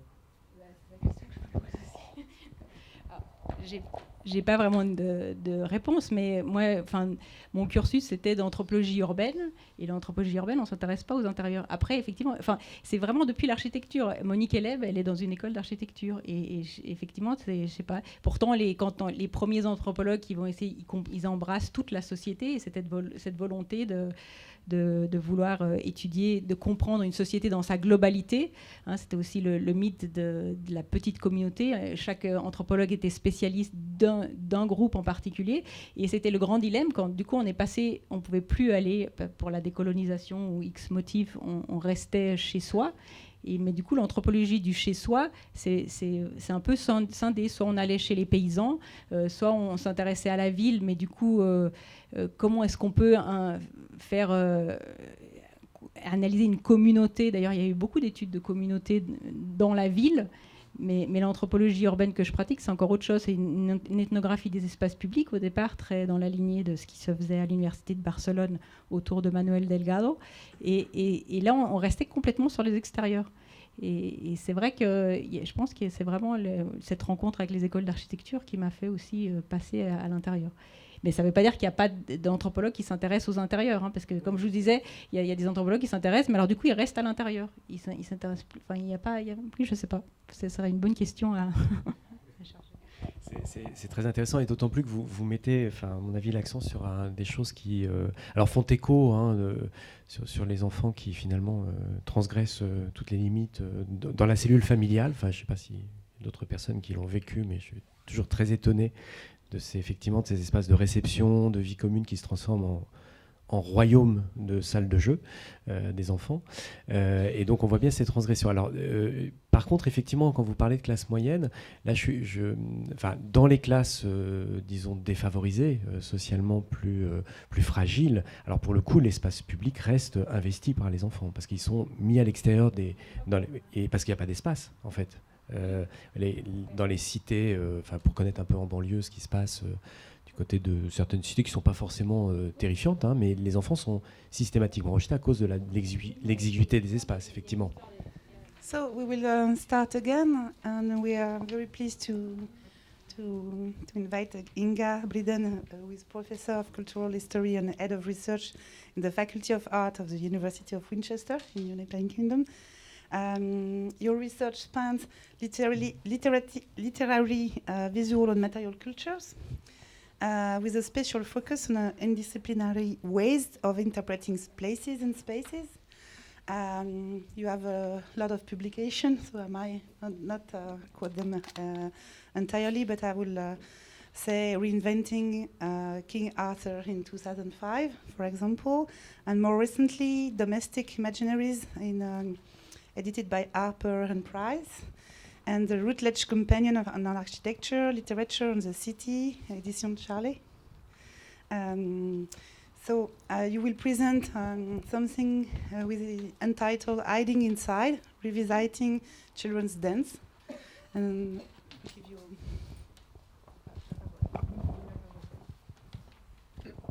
Merci beaucoup. Bonjour, mesdames, messieurs. Je parle un petit peu français, mais pardon, je peux parler en anglais. Mais, je comprends quand vous parlez, mais parler un petit peu. Merci, Alexis, and can I say thank you, merci beaucoup to the organising committee, the scientific committee, for inviting me and giving me the opportunity to present. So I ought to say, you've probably gathered I'm not an architect. I'm a cultural historian, and I've been researching ideas of the interior for quite a long time now, so I'm very interested in this idea. But what I'm going to talk about today, focusing on the idea of children's dens, is a new area of research for me. So this is very much work in progress. So I'd be very pleased to hear your views and your feedback and your questions. Okay. Hiding inside, revisiting children's dens. This paper explores the interior of the childhood den, a space associated with smallness, secrecy, privacy, creativity, and play.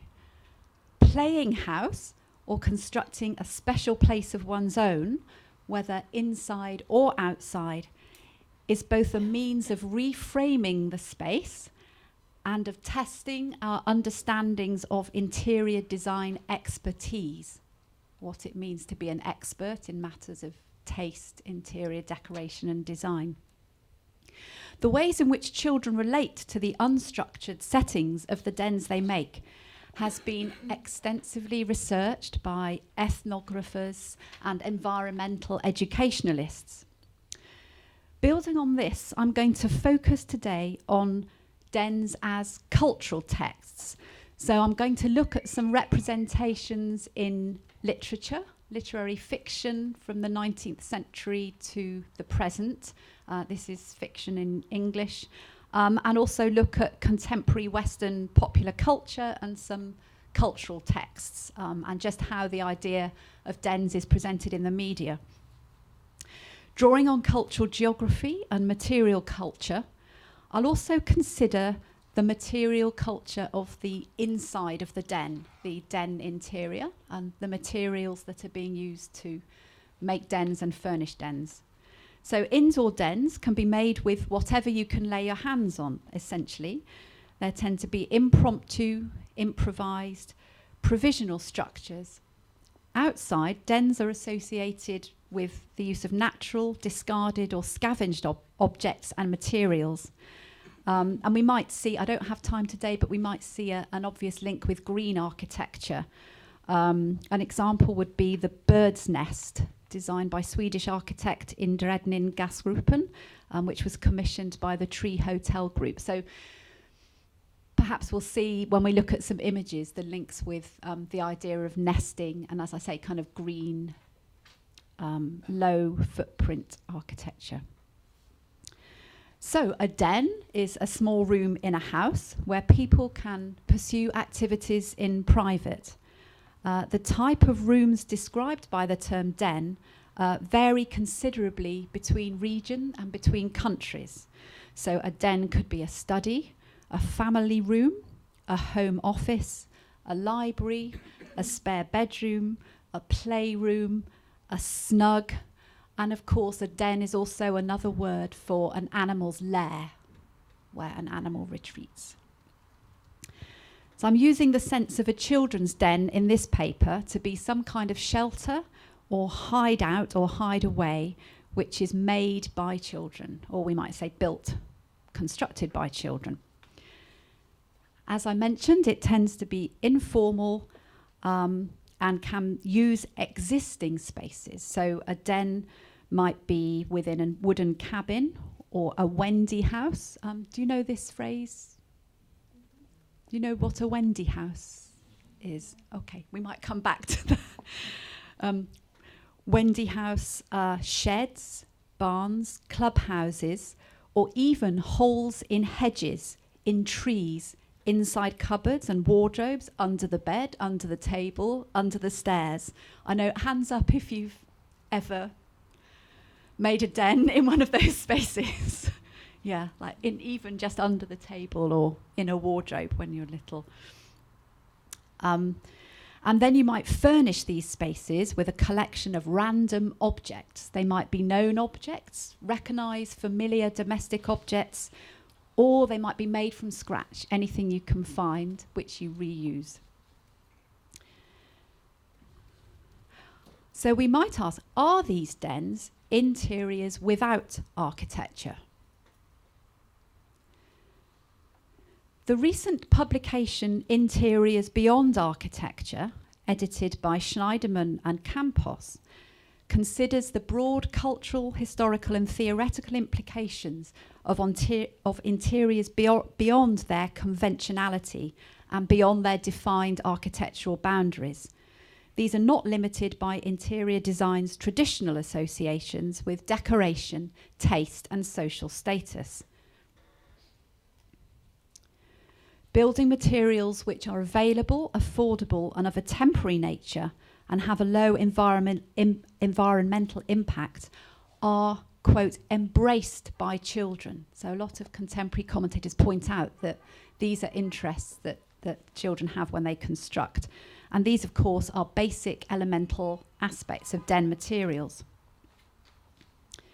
The editors of Interiors Beyond Architecture go on to talk about the interior as a distinct entity within historical and conventional boundaries, understood in architectural terms.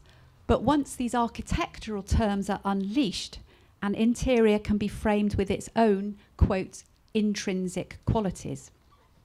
So we might ask, well, then what happens to rooms and the notion of rooms? I was interested in Michela, obviously talking about materials as replacing walls as dividing spaces. What happens to rooms? Does the interior have its own internal boundaries? Schneiderman and Campos also refer to the idea of a naturally framed envelope or a non-architectural envelope. And they link this, this links with Michela's paper before. They also link this back to the idea of the early primitive hut or the first dwelling with just a cover or a curtain. These are places, a site that is not a building. And I think children's dens can be thought of in those terms as a kind of naturally framed envelope. If we think of a child's den in those terms, the inhabitant becomes the placeholder. So the placeholder is a term used by Georges Perec in the book Species of Spaces. And Perec goes on to talk about the interior becomes very malleable. This then just becomes a space of dwelling. The interior has to respond to the needs of the dwellers, and any refitting demands innovation. So you have to be adaptable, you have to innovate. There's also a democratizing aspect to dens.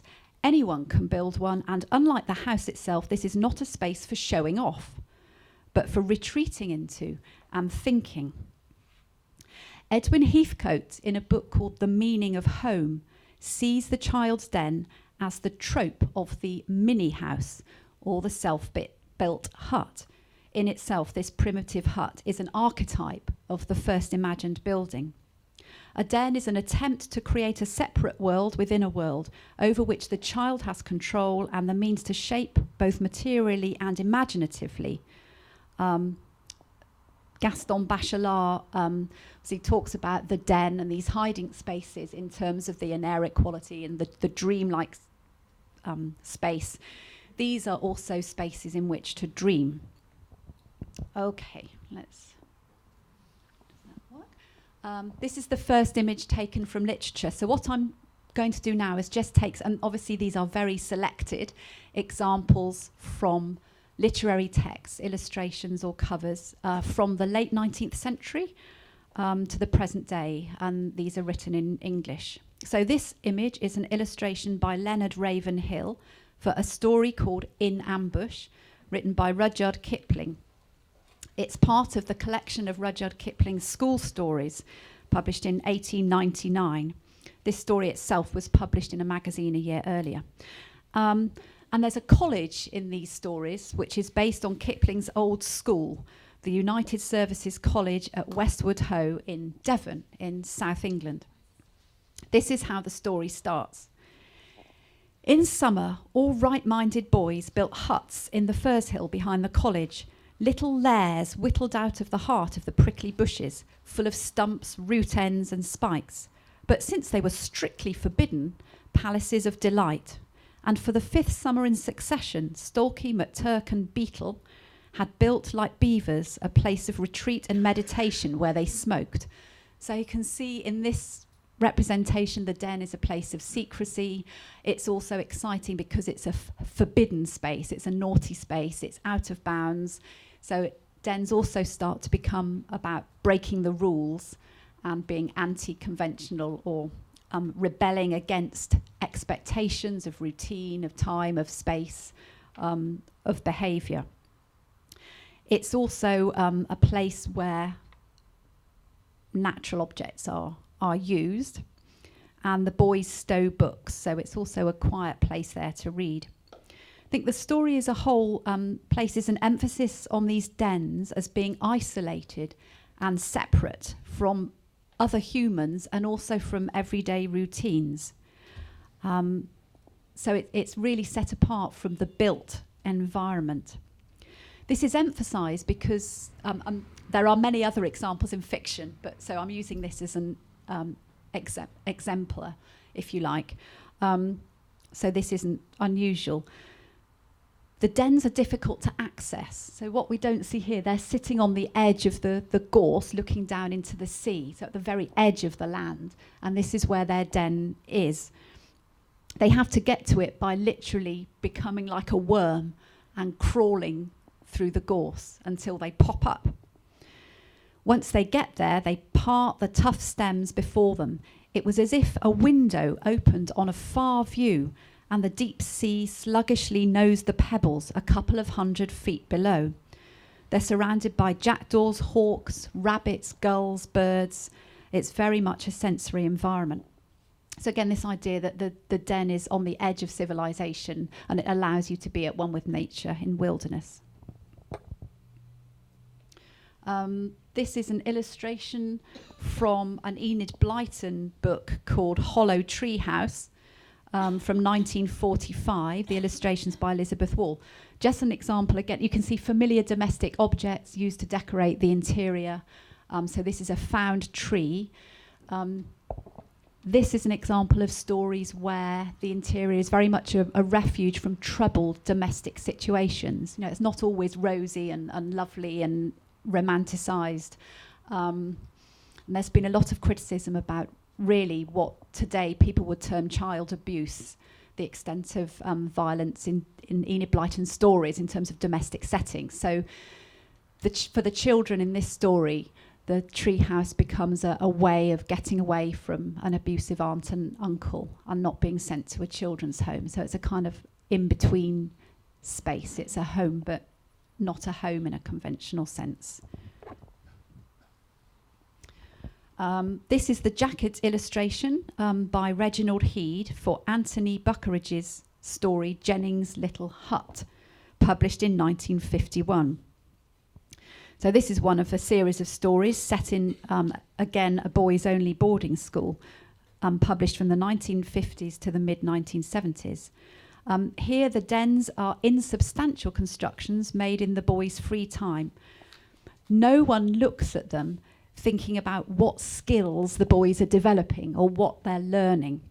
In fact, no one looks at them at all. And that's why they're so valued by the boys. They're so important and special. And again, we see that the den is built at the very edge or limits of what is possible. So you have to go from the school to the estate, to shrubs, bulrushes, to a pond, which is in a wood, and then you find the hut. So this whole idea of it being really inaccessible.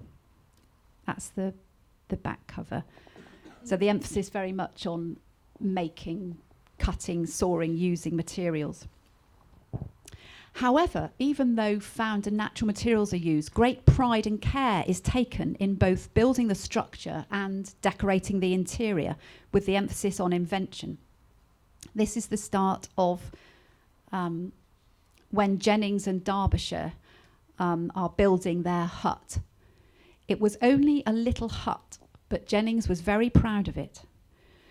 They aim for their hut to be the finest residence, the envy of all who were invited to admire its classic architecture. So it's really interesting in terms of metaphor, these sort of dens. The reality is that they're soggy, drafty, muddy, don't do what they're supposed to, don't stand up, and yet they're represented as being glories of classic architecture, you know, so that there's a kind of competitiveness of wanting to have one better than the others. And this extends to the inside as well. The hosts displayed their furniture and fittings with great pride. A cane-seated rustic chair made from broken branches and bulrushes was perfectly safe, provided that you didn't sit on it. So you just kind of lose all sense of function. Bicycle handlebars reclaimed from the pond become a hat stand with no hat, and they use a biscuit tin wedged into the wall as a fridge. They try and track cold rainwater to come down the outside of the hut to cool the biscuit tin. It's all very elaborate. And but I think what is significant is that there is, even within the den, there's a small back room specifically for craft and invention. So they deliberately want to improve their home comforts, you know, as they would as if it was what we might think of as a built home. Jam jars are vases, bulrushes are curtains, and a sugar sack bears the wonderful words, "Welcome to ye oldie worldy hutty." So adaptability and tone of these interiors become much more important than function. As Derbyshire says, it's really tricky making a prefabricated ventilating shaft out of a disused drain pipe when you've only got your shoe to hammer it with. It won't function, but it added tone to the place. So materials have to be adapted, but also I would argue that human forms have to adapt to the space as well. The huts impose a severe strain on the human form, so you can't stand up and walk around. You have to crouch, shamble, crawl, droop and shuffle. So even the human form is contorted into all these different shapes. Okay for time? Yeah. Keep going. So here and in other fiction about dens or clubhouses or barns or sheds or any other private place in which children play unsupervised, children are free to behave as they like and to be irresponsible, but they are also given the authority and have to behave because they have to take responsibility for the hideout's durability and ability to remain upright. You know, you don't want your den falling down. This is the classic work of children's literature, Stig of the Dump, by Clive King, published in 1963. Barney, the hero of the story, doesn't need to build a den of his own because he finds the perfect place to play in when he falls down the chalk cliff into Stig's den. So he tumbles down into the den. This is a drawing by an 8-year-old of Stig's den. It's interesting that the detail of the interior is copied almost item by item from the description in the den. What Barney loses by not building a den of his own is more than compensated for by the wonderfully inventive things that Stig has already created, with his use of string, jam jars, etc. So Stig is very keen on recycling. And again, I don't have time now, but I think there's a lot here to do with, you know, current interests in the environment and reusing materials, whether it's for clothes or interior design, decoration, not the throwaway culture. It would be unthinkable for Rich Male Crompton's William Brown stories, stories about just William and his friends known as the Outlaws, not to have a private place where they plot their next deed far from the prying eyes of the adults. Stories about William were published between 1919 and 1970.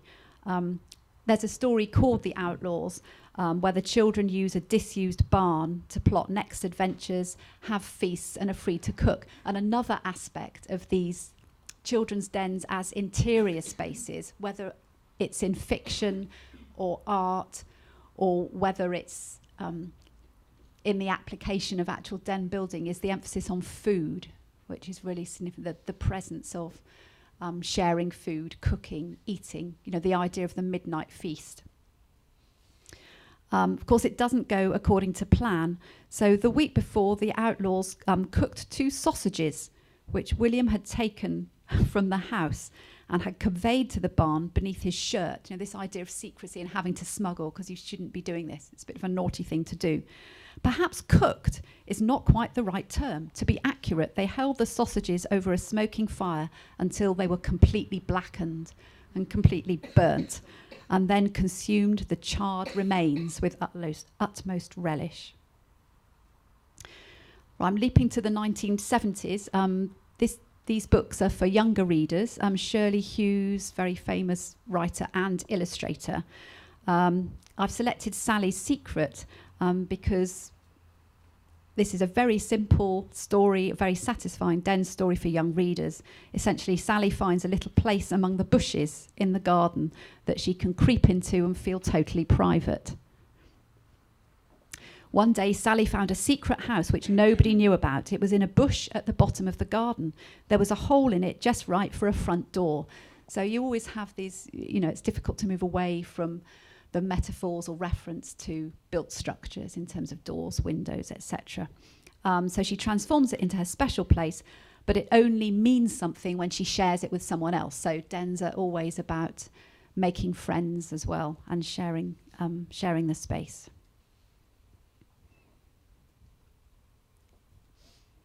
Okay. So returning to contemporary culture and thinking about the idea of the child's den, there are many blogs and inventories talking about dens in fiction for children, and they list examples, pointing out that dens cover the entire age range. A secret space may be just as important to a teenager as it is to a small child making a den behind the sofa. But interesting, there's a recent example of a blog that picks up on the idea that there are fewer, argues that there are fewer hidden places in today's intensely developed world, and starts to argue that, this links with Nadja's paper, starts to argue that children are taking refuge online rather than building dens outside or having the freedom to explore outside. Obviously, that's not a simple and a complicated point. So the argument there being, well, there are less dens in fiction because children aren't building them and because they're engaging with technology. But there are plenty of examples of recently published work featuring children's dens. There's a series called Wild Thing for the 8 years up age range. Jacqueline Wilson, famous children's author, stories about Tracy Beaker, who lives in a care home, a story called The Dare Game. So again, this becomes a place of refuge because she doesn't want to go to a foster house or live with her foster parents. She doesn't want to go back to the care home, but she finds a disused house and makes that her own. The Secret Hen House Theatre from 2012 is another example where children get to play and enact their dreams in an old hen house and end up going on the stage. And finally, The Explorer by Catherine Rundell from 2018. 4 children are involved in a plane crash and they have to fend for themselves in the Amazon. And this is I haven't had time to analyse it properly, but it seems to me it's a very interesting example of these 4 children being forced to construct things from what they find. They come across a ruined city, and there is a man living in the ruined city who doesn't live by the rules of the conventional world, and the children, to start with, can't cope with this. They say, but this isn't how things are done in the real world. Adults are supposed to tell us what to do. You're supposed to cook for us. And he says, but this world is the real one. That this is how it should be, not your home comforts, not what you're used to, not your digital spaces or whatever you might call them, and he says the real world is what makes you feel real. If you feel real, then it is the real world. I think there's something really interesting going on about how we're thinking about dens in the in present debates about, you know, loss of connection to nature and the wild and technology, etc. Okay, and there are many examples in the media of parental anxiety about the level of surveillance that children might experience and the extent to which they're not allowed to roam about outdoors. And again, I'd say this is a view that needs more analysis, really. There are also examples of, quote, antisocial behaviour in the media where children have built dens, but a neighbour's complained, so the police have been involved and they've been told to take the den down because it's offending someone. So again, I think this raises questions about taste and perceptions of structures, and because it was just in a wood, it wasn't on anyone's property. Is the result of this attitude that dens have been taken out of the wild and made safe. So in contemporary culture, it's certainly the case that childhood dens have been repackaged as an educational activity with the focus on how they develop skills of resilience, leadership, problem solving, spatial awareness and inclusivity. So it's very much about educating and wanting to develop skills. And of course, this is all adult-led. Has anyone been to the Eden Project? Have you heard of the Eden Project? No? Okay, so it's in Cornwall in the south of England. There are huge biospheres or domes. So it started as an environmental, ecological place. It's also a place for educating about the environment. And it's interesting going on there. This is just an example of many other examples. If you go on their website, you can buy den building kits and there are instructions on what to do. So it's, do you see what I'm getting at? It's the whole business of building dens has become very managed in a way and driven by adults or for education and for learning. And it's understandable, you know, if some people might not have space, resources, time or money or materials to build a den. So on the Eden Project website, it says you don't need much more than a table and a sheet to make a great den. And there's even a list of stuff for dens: bamboo, canes, sticks, string, old sheets. The Den Commandments. Not a very good pun, I don't think, not a good joke. Den Commandments. Respect the environment, don't damage the den site. True den masters leave no trace. Tidy up after yourself, look after living trees and don't steal from other people's dens. As I say, you can buy den building kits. Dens are also repackaged and managed as lifestyle. You know, you can buy enormously expensive dens for inside the house. Numerous magazine articles about the 12 best dens, television shows about how to build the biggest and best den, you know, these kind of fantasy things that are extremely expensive. Newspaper articles about how to customize your den. I love this one. Step 3, layers of moss can soften edges and give a lovely ancient feel, an old feel to your den. And what you have here, so this image, this is a portable creative den frame cube. That's its full title. You can buy this online for, I've got it in pounds sterling, nearly £38 sterling.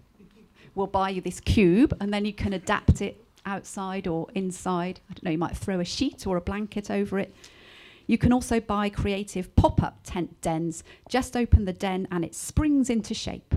So you don't need to actually make anything or do anything. You can just drape something over. So to conclude, the final image, I'd like to return to the interior and to small things and the miniature. This is an illustration from a book called Tilly's House, published in 1979 by Faith Jacques. And I think this emphasizes the association of the den with the miniature. Of course, there's much critical material written about the miniature in connection with the interior and how the miniature can be nostalgic. So this is a peg doll the little figure there, is a peg doll who did live in a doll's house, but she escapes from a doll's house and builds her own interior in a fruit crate, in a kind of packing crate. And that's why the objects, you know, obviously it's playing with size, scale, and so on. So dens can also be thought of as nanotexture, tiny built things, their small scale suggesting that they are occupied more intimately, with a heightened focus on upcycling and recycling design solutions, objects and spaces.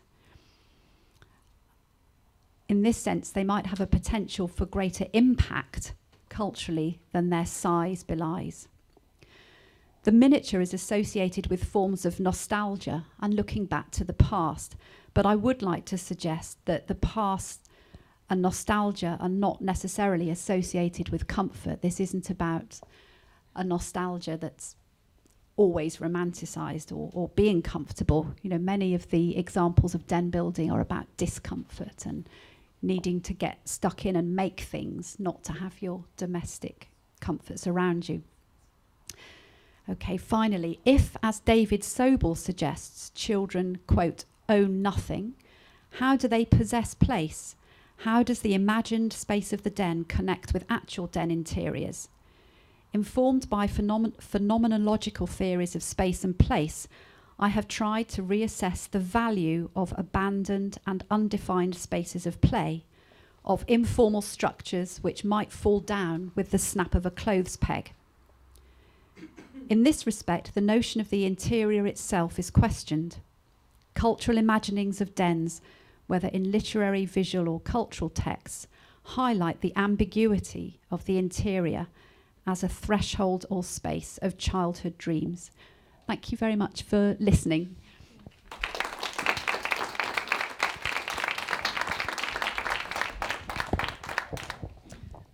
Thank you very much. Does someone have a question? Or I have one. I was, of course, you draw an evolution in the way we can we maybe formerly used to evaluate the fact that building your own den with developing skill and being invited to be in a way contract consummation, spartiate way to build upcycling and now some kind of supermarket of the den in that. But my question was, isn't it always, maybe it has always been a tension during the den, because you know, the opposition between the wildness and the male developing capacity to build it, opposite to the den as a microcosm of our social habits, and well, this ambiguity maybe was always there and still there. Would you agree with that? Yes. Yes, I would agree that the tension between the wildness, civilization, interior, exterior, the microcosm and macrocosm has always been there, and many critics pick up on this idea of the den as being a trope or a link back to the earliest small wild spaces where you just have a blanket like the tent or some other form of sheet, and that especially in the 19th century there's very much a focus on the tension between microcosm and macrocosm. So I think you're right, it's always been there, and in that sense the den has similarities with other small spaces when you start to look at small or miniature spaces.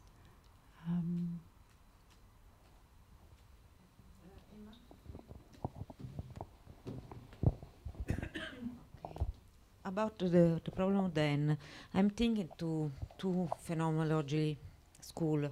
One of Gaston Bachelard is obvious, and the second one is Gilbert Durand. I don't know if you know Gilbert Durand. And then especially this last one, wrote about the myth of Jonah, the myth of the big fish. Inside the fish there is the den. Okay, do you think that we have now some mythologies to connect, to link the den, the children den, with our personal mythologies?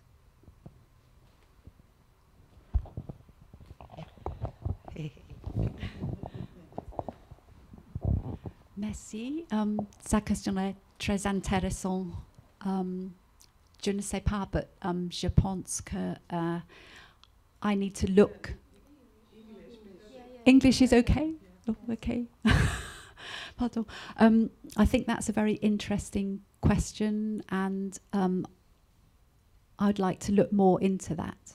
The idea of mythologies and other narratives and other metaphors for ways in which we could understand the den. Thank you. So, as I understand, you're a cultural historian, and you're doing a kind of survey. Could you speak a little more about your method? At some point, did you start to sort? Because I would think that there's the solitude of a child who's alone, and then this collective, and then there's with the family, and then there's another level where it's broader, and then I think power relationships really come into play. But how you're doing this broad survey, and at what point will you sort, or what are the categories? Thank you very much. So it's a question about methodology. And yes, this is, I'm very early on in the stages of this. I think what I'll end up focusing on, I'm interested in the material culture and also the cultural representations. I'm still at the stage of surveying all the primary material also, so I think I'll have to look at a lot more literature, a lot more visual texts, a lot more cultural texts, ideas of myths and mythologies, and buildings, examples of dens inside other spaces. So I think there's a lot more of a scoping exercise before I can focus down. But the idea of the material culture, the actual making and tactile aspect, is something that interests me very much, and also this idea of the miniature. So maybe it would go back to the other ideas about microcosm, macrocosm relationships. As you want. D'accueillir, donc nous sommes très heureux d'accueillir Pamela Skorzin. Pamela, on va vérifier que voilà, tout va bien. Pamela qui est donc théoricienne de l'art. Vous êtes théoricienne de l'art et du design et des médias. Professeur d'histoire de l'art et d'études de la culture visuelle à l'Université des sciences appliquées et des arts de Dortmund, département de design. Vous avez étudié l'histoire de l'art européen, la philosophie, la littérature anglaise et américaine. C'est bon, mille excuses. L'histoire à Stuttgart et à Heidelberg, et vous êtes donc professeur assistant au département d'architecture de l'Université technique de Darmstadt de 1995 à 2000. Après une habilitation en histoire et théorie de l'art moderne, vous avez été professeur invité en histoire de l'art des médias et membre de la section allemande de l'AICA. Vous avez publié dans différentes langues de nombreux ouvrages sur la question effectivement de l'art et des médias. On vous laisse la parole. C'est bon, tout est bon, l'ordinateur fonctionne. Merci.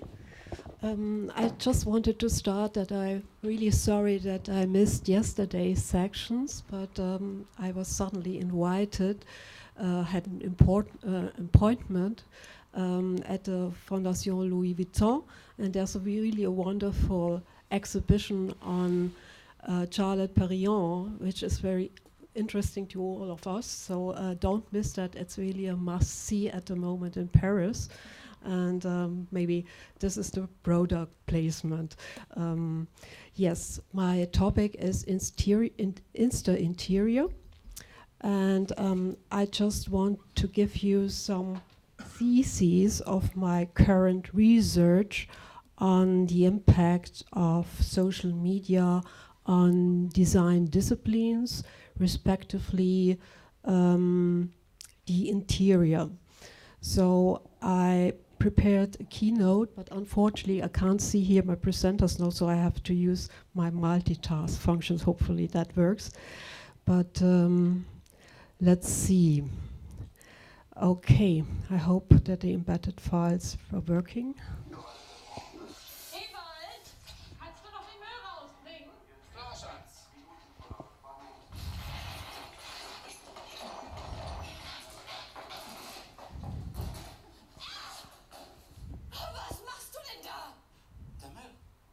Ein Leben auf, mit vielen neuen Textilien.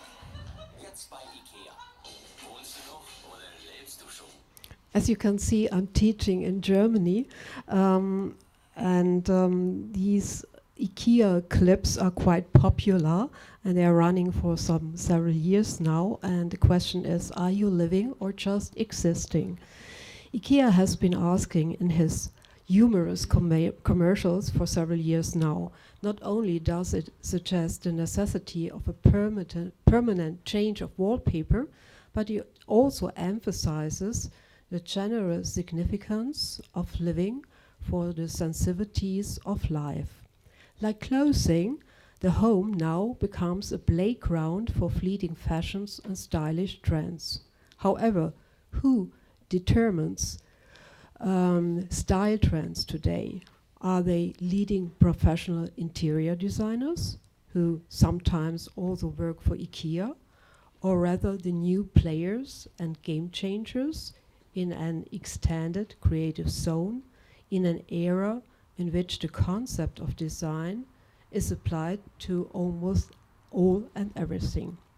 At a time marked by digitalization, disruption, and transformations, which has created new communication channels and forms of mediation, interior design is also being perceived and discussed in a completely new way. Furthermore, advances in technology and communication will continue to change the way design is globally conceived and executed. In the age of social media, the interior has also gained completely new functions. For example, to serve as a set design and stage for so-called influencers and Instagrammers. Nowadays, a striking interior can become a popular photo op and can go viral on the internet. With the emergence of social media platforms, a wide variety of new ways of conception, production, distribution, reception, and consumption have emerged for design. However, what is of further interest here is how interior design in particular appears today on social media, such as weblogs, YouTube, Facebook, Pinterest, and Instagram. For the following, I will stick to Instagram.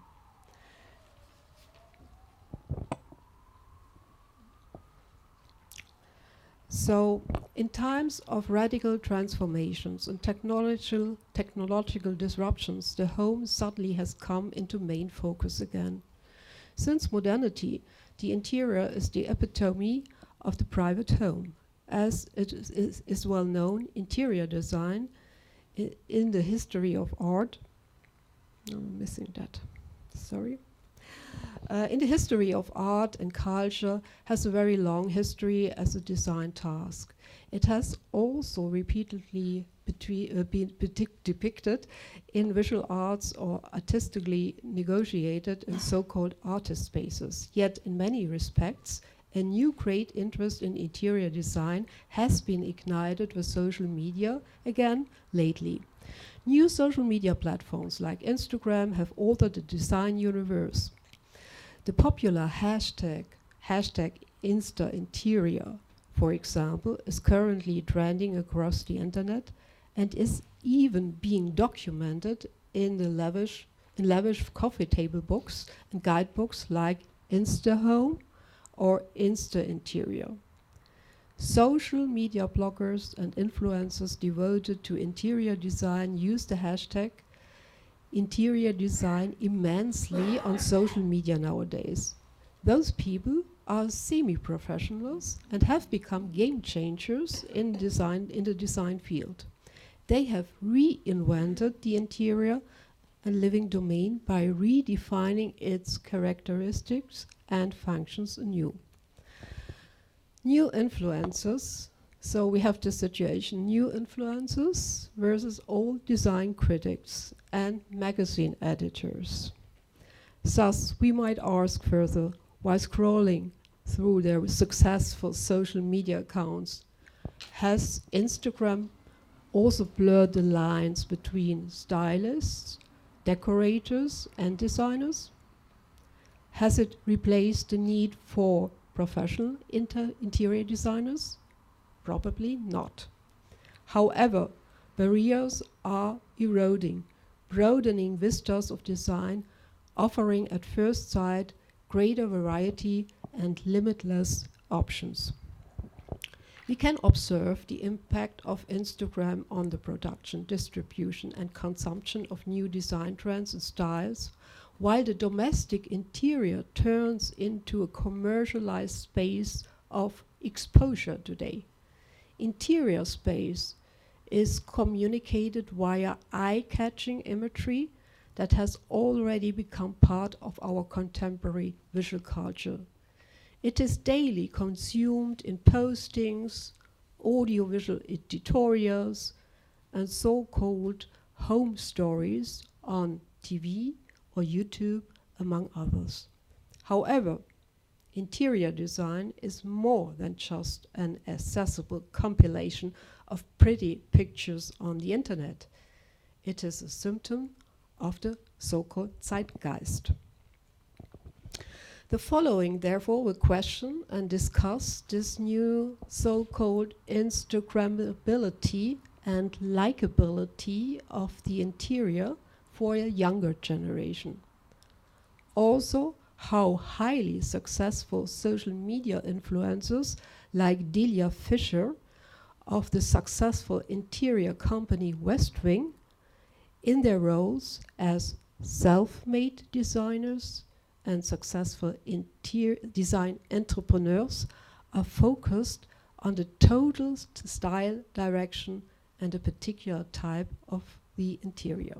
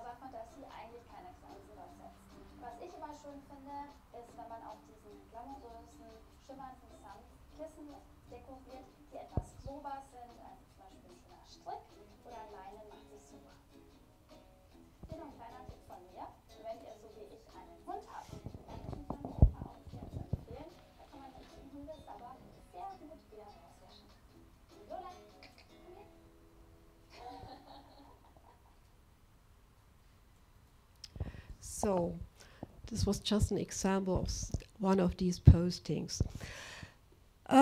First of all, it is not surprising that prominent influencers like Delia Fischer and interior designers love and use Instagram to promote stylish apparel or furniture. In many ways, the social media platform shares the same ingredients.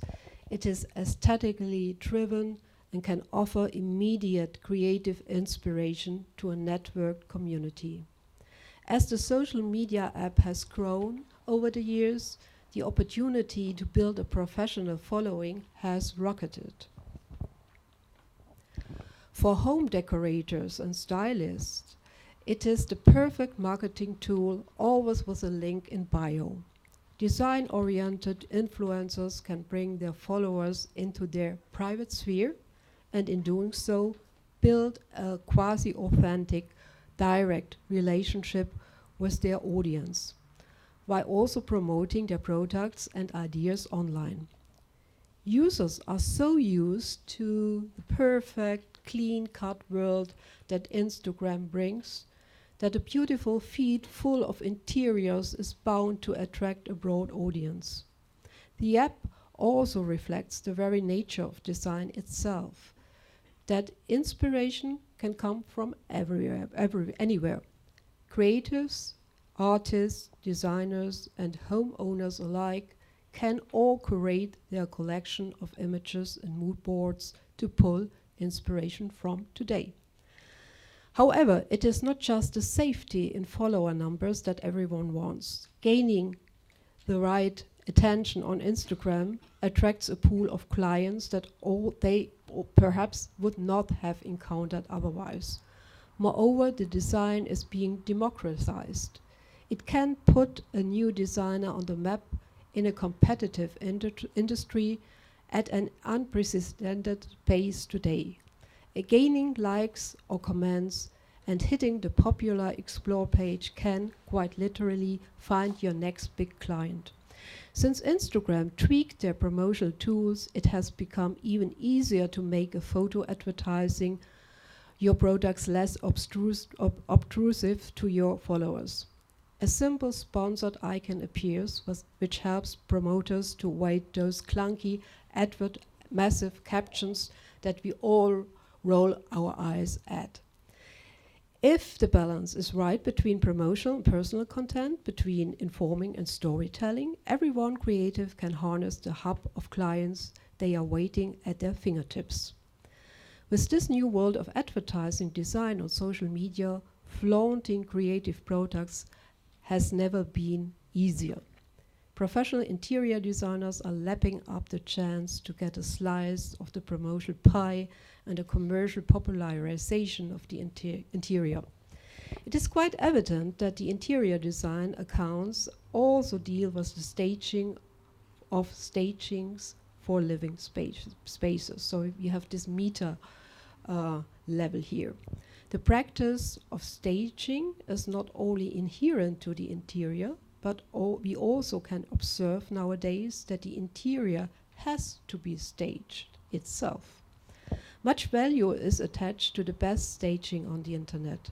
The special Instagrammability and likability of the interior designs presented there is initially based on a convincing visual effect. Many social media actors and influencers need to demonstrate their own unique, because easily recognizable and authentic style in order to stand out from the crowd.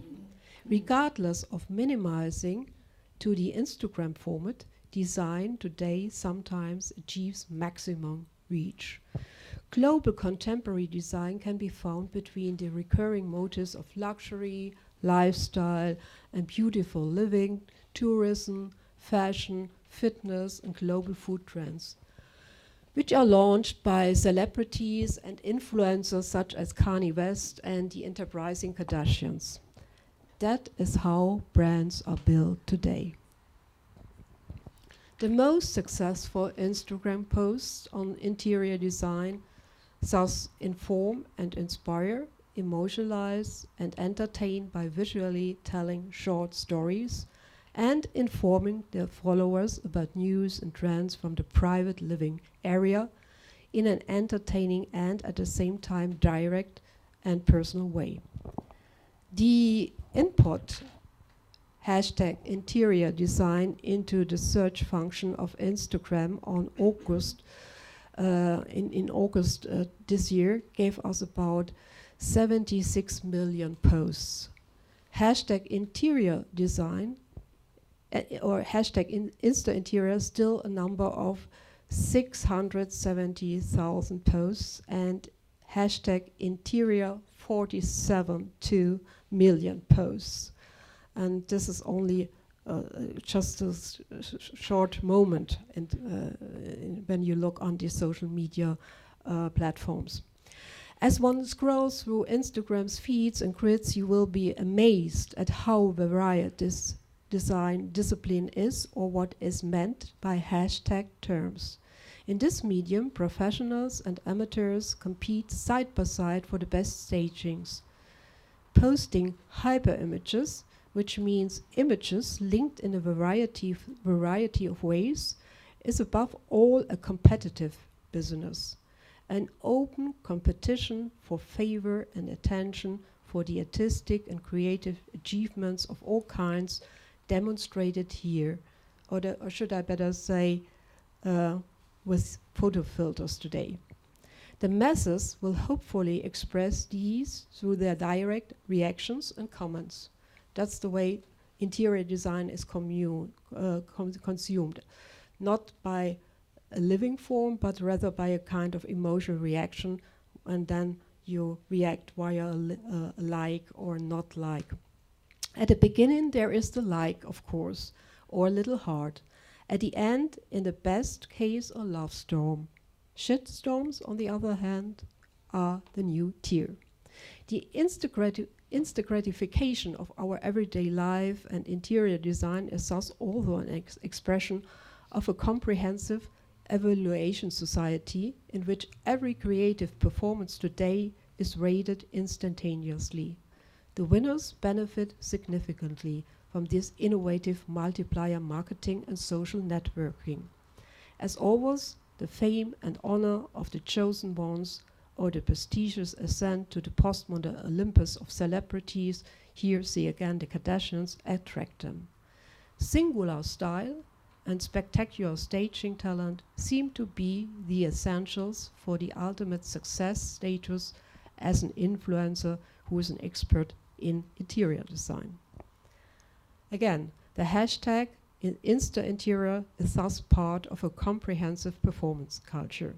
The private living space has been discovered as a public staging arena. Today, it is a digital showcase for fashion and taste, but also a vehicle of certain attitude to life and an expression of attitudes and ideologies. In the history of art, the representation of interiors has always been a particular expression and stylistic characterization for visual artists. It was even perceived as a space for the soul and as a character portrait. Today on Instagram, the interior must above all be representative, inspiring, and advertising for new aesthetic consumption that includes creative components.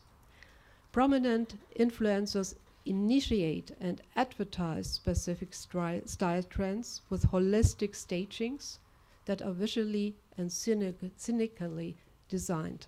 Furthermore, these Insta stories on the new interior often contain subtle storytelling that is intended to emotionalize and inspire. The postings of perfectly arranged private rooms generate a stylistic atmosphere in which one can immerse oneself through creative imitation. Followers and fans thus become co-creators in the design process.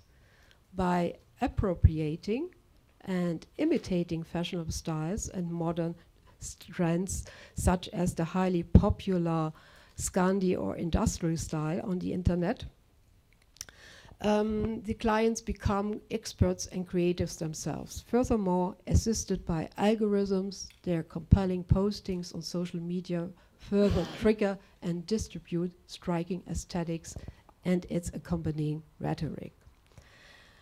As in the holistic living spaces, examples of the beginning of the design, from arts and craft to the Bauhaus, with their total designs ranging from clothing to furniture, Instagram stagings initially focuses on the scenic visual effect of the interiors. Parallels and influences of contemporary scenographic practices can be seen here when it comes to upgrading interiors to holistic, sensually appealing design spaces. Complementarily, the same methods and design components are used for the furnishing and design of scenographic spaces. If the Insta interior is thought of as a kind of scenographic in many ways, but is initially only perceived and experienced as an image or fashionable aesthetic phenomenon via social media, it comes as no surprise that functionality, effectiveness, and sustainability become a further theme as subtext for the design concept.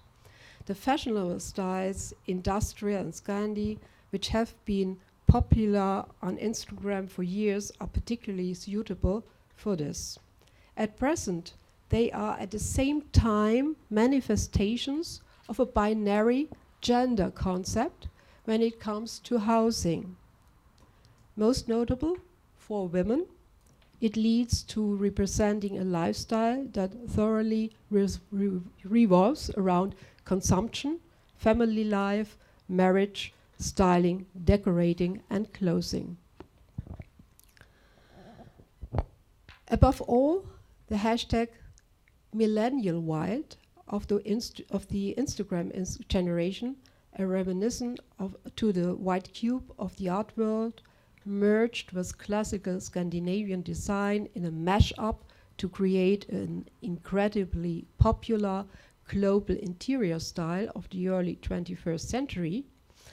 Low-profile furniture with mid-century design classics, a clean, tidy, fully functional aesthetic with minimal ornamentation, glass and mirrors that help to reflect light and brighten up space, white walls, natural wood, many indoor green plants and flowers, textures of fabrics, linen or gauzy curtains, or huge windows left barren, arcing lamps and subtle lighting on the whole are the essentials to create a notion of stylish yet understated elegance and sophisticated style to the so-called millennials. However, there is also kind of limitation involved. The space of a domestic interior nowadays is considered to evolve from a personal, subjective arrangement and stylish sample method. Its foremost aim is to create a compelling composition and stylish configuration which will be shared via a two-dimensional image. Okay, I have 4 minutes left. Then I will make it freestyle. Here are some more postings. I just ripped off Kanye West's account. And here you can see how this style of the millennials go viral by imitation. And they are actually consumed first via the image, not via the space, but really the importance, first of all, is to create a two-dimensional, interesting image that you can post. And here we have virtual upload. You just wonder, is it an advertisement or is it a private shot? They all look alike. And we have here the convergence of art. We have an art form here on the wall. Then we have classical design object combined with new items, and everything is in this white cube of the staging of the daily life of the millennials. So maybe to sum it up, like art, interior design has recently become a new form of aesthetic consumption in the era of social media. And to me it was quite interesting to see that the interior, the space, is actually consumed first as a kind of image, a good image. So it's part of our visual culture. And the question would be, is there anyone living in these fantastic images? Or is it not necessary? And how these influencers and Instagrammers understand themselves as co-creators in design processes today. So that would be all. I just skipped one of the slides, but it's okay.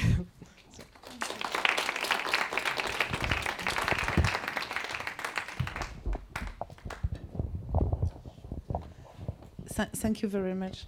I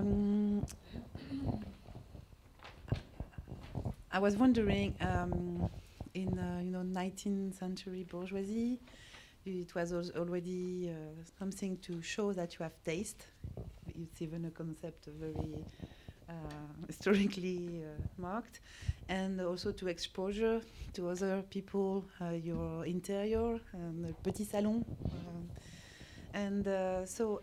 My question would be, as a specialist of media, of course you compare with art, with Van Gogh and so on, but if you compare with catalog or other kind of commercial we could have before, what would be the difference between the catalog, the showroom, maybe in the 19 and now Instagram? Because looks quite the same for me. But your question concerns the mediation of art and interior, or when we see the Bauhaus images or from the arts and craft, there were always circling pictures, and the design was consumed first by via an image or a sketch.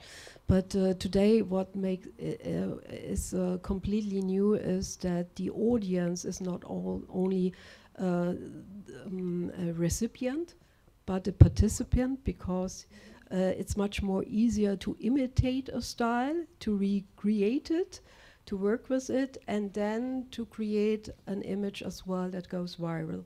So there's a kind of blurring in the lines between the producers and the consumers. I think that has become much more a question of how the interior is, how we communicate about the interior design nowadays. Yes, that would be.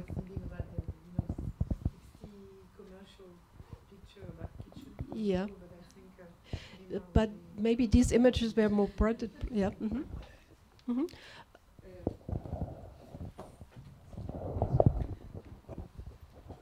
Okay, it seems that with the image you showed us, that is the word of the nouveau riche, no, of the Ancien regime, like the nouveau riche of the Ancien regime, and you show us that consumerism is now interior design, no?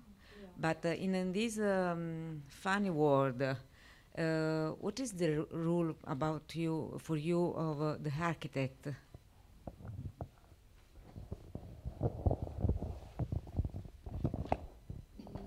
The hashtag is simply a method to find old postings that are uploaded in a moment, in a week, and a day, and to see how trends are developing, or to create a community. I'm part of this hashtag interior design community. So the hashtag is, yes, a symbol for this community.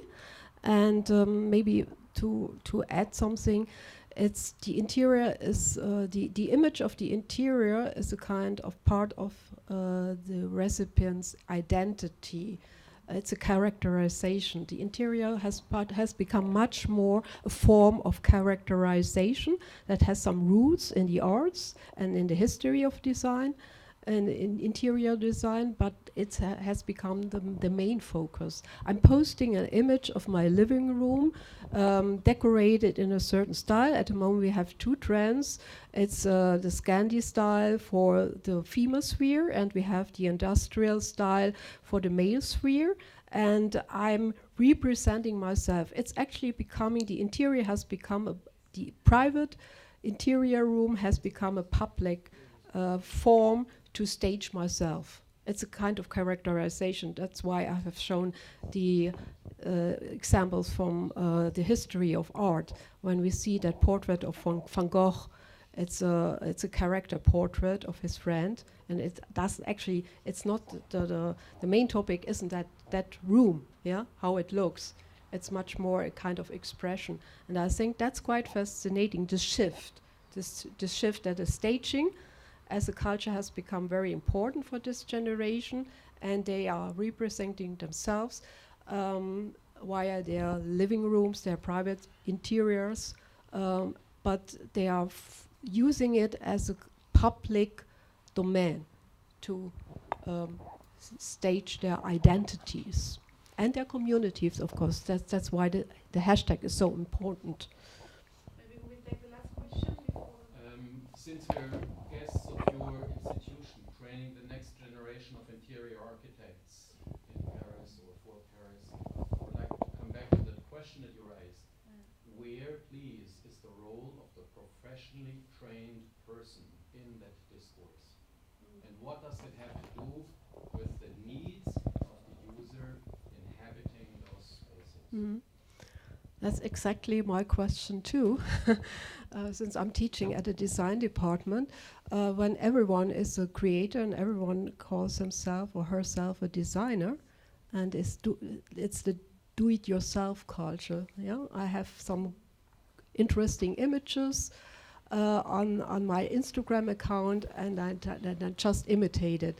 Maybe one answer would be interior designers should use these social media platforms much more than they do at the moment. Yeah, it's a good showcase. It's a good form to create a community and to observe trending styles or to create a style. Some of the younger interior designers are online, do have accounts. I've checked that, and they have a huge. They have lots of followers. And they are suddenly becoming more and more cult figures, yeah, with fan followers and so on. Or just the best example would be Virgil Abloh, yeah, who designed the interior of the houses of Kanye West, and he posted it. And all the followers of Kanye West, this popular figure, said, "Oh yes, Virgil Abloh, he's interesting." So maybe for the marketing, that's more the marketing issue. On the other side, that would be my opening questions. How do you define yourself as an interior designer today, when there is such that the masses call themselves design experts, stylists, decorators, design producers, whatever, and they are showing it, they are demonstrating it on social media, and all my students, they are just checking accounts. By the way, they don't buy any books on design any longer, which is rather sad, and they don't listen to design critics. They say, I have my interesting design account. So this one is my question, and I don't have any answers yet, but I will continue my research on that, and maybe you can give me a suggestion to answer this. Do you have any idea? Maybe continue the discussion. Yeah. Yes, I really do not agree at all with the idea of we should use this kind of media. Maybe we should use it, but we should use it in a completely different way. The big problem for interior architecture or the discipline is just the perception of the discipline. And all these media are just doing again what they have always been doing, is just formulating a kind of idea of the discipline, which it is not. And it's very hard to use this kind of media. Maybe I do not understand them completely because I'm not really on this media, but I'm really questioning how can we use this media to make people see what the depth and the complexity of the interior is. It's about images. Again, it's about imitating, it's about style, and it's completely not about how to create these moments of interiority, how to create your own thing, and how to think about the interior in its complexity. So I do not really agree with this. I understand your arguments. I'm with you actually, but just let me give you some example. 10 years ago, when I went on Instagram, I had my first accounts. I saw all these white living rooms then, and 10 years later, I came across the IKEA catalog, and then I said, okay, that's the new design. And behind IKEA, there are professional interior designers. And I said, okay, the IKEA catalog is something, it's 10 years after Instagram. So actually the trends are, to me, as a social media user, it's much more interesting to see the developments there than, and I think there's a kind of jet lag when I go to design magazines, design catalogs, or to the commercial sphere. So it's tricky, it's complicated.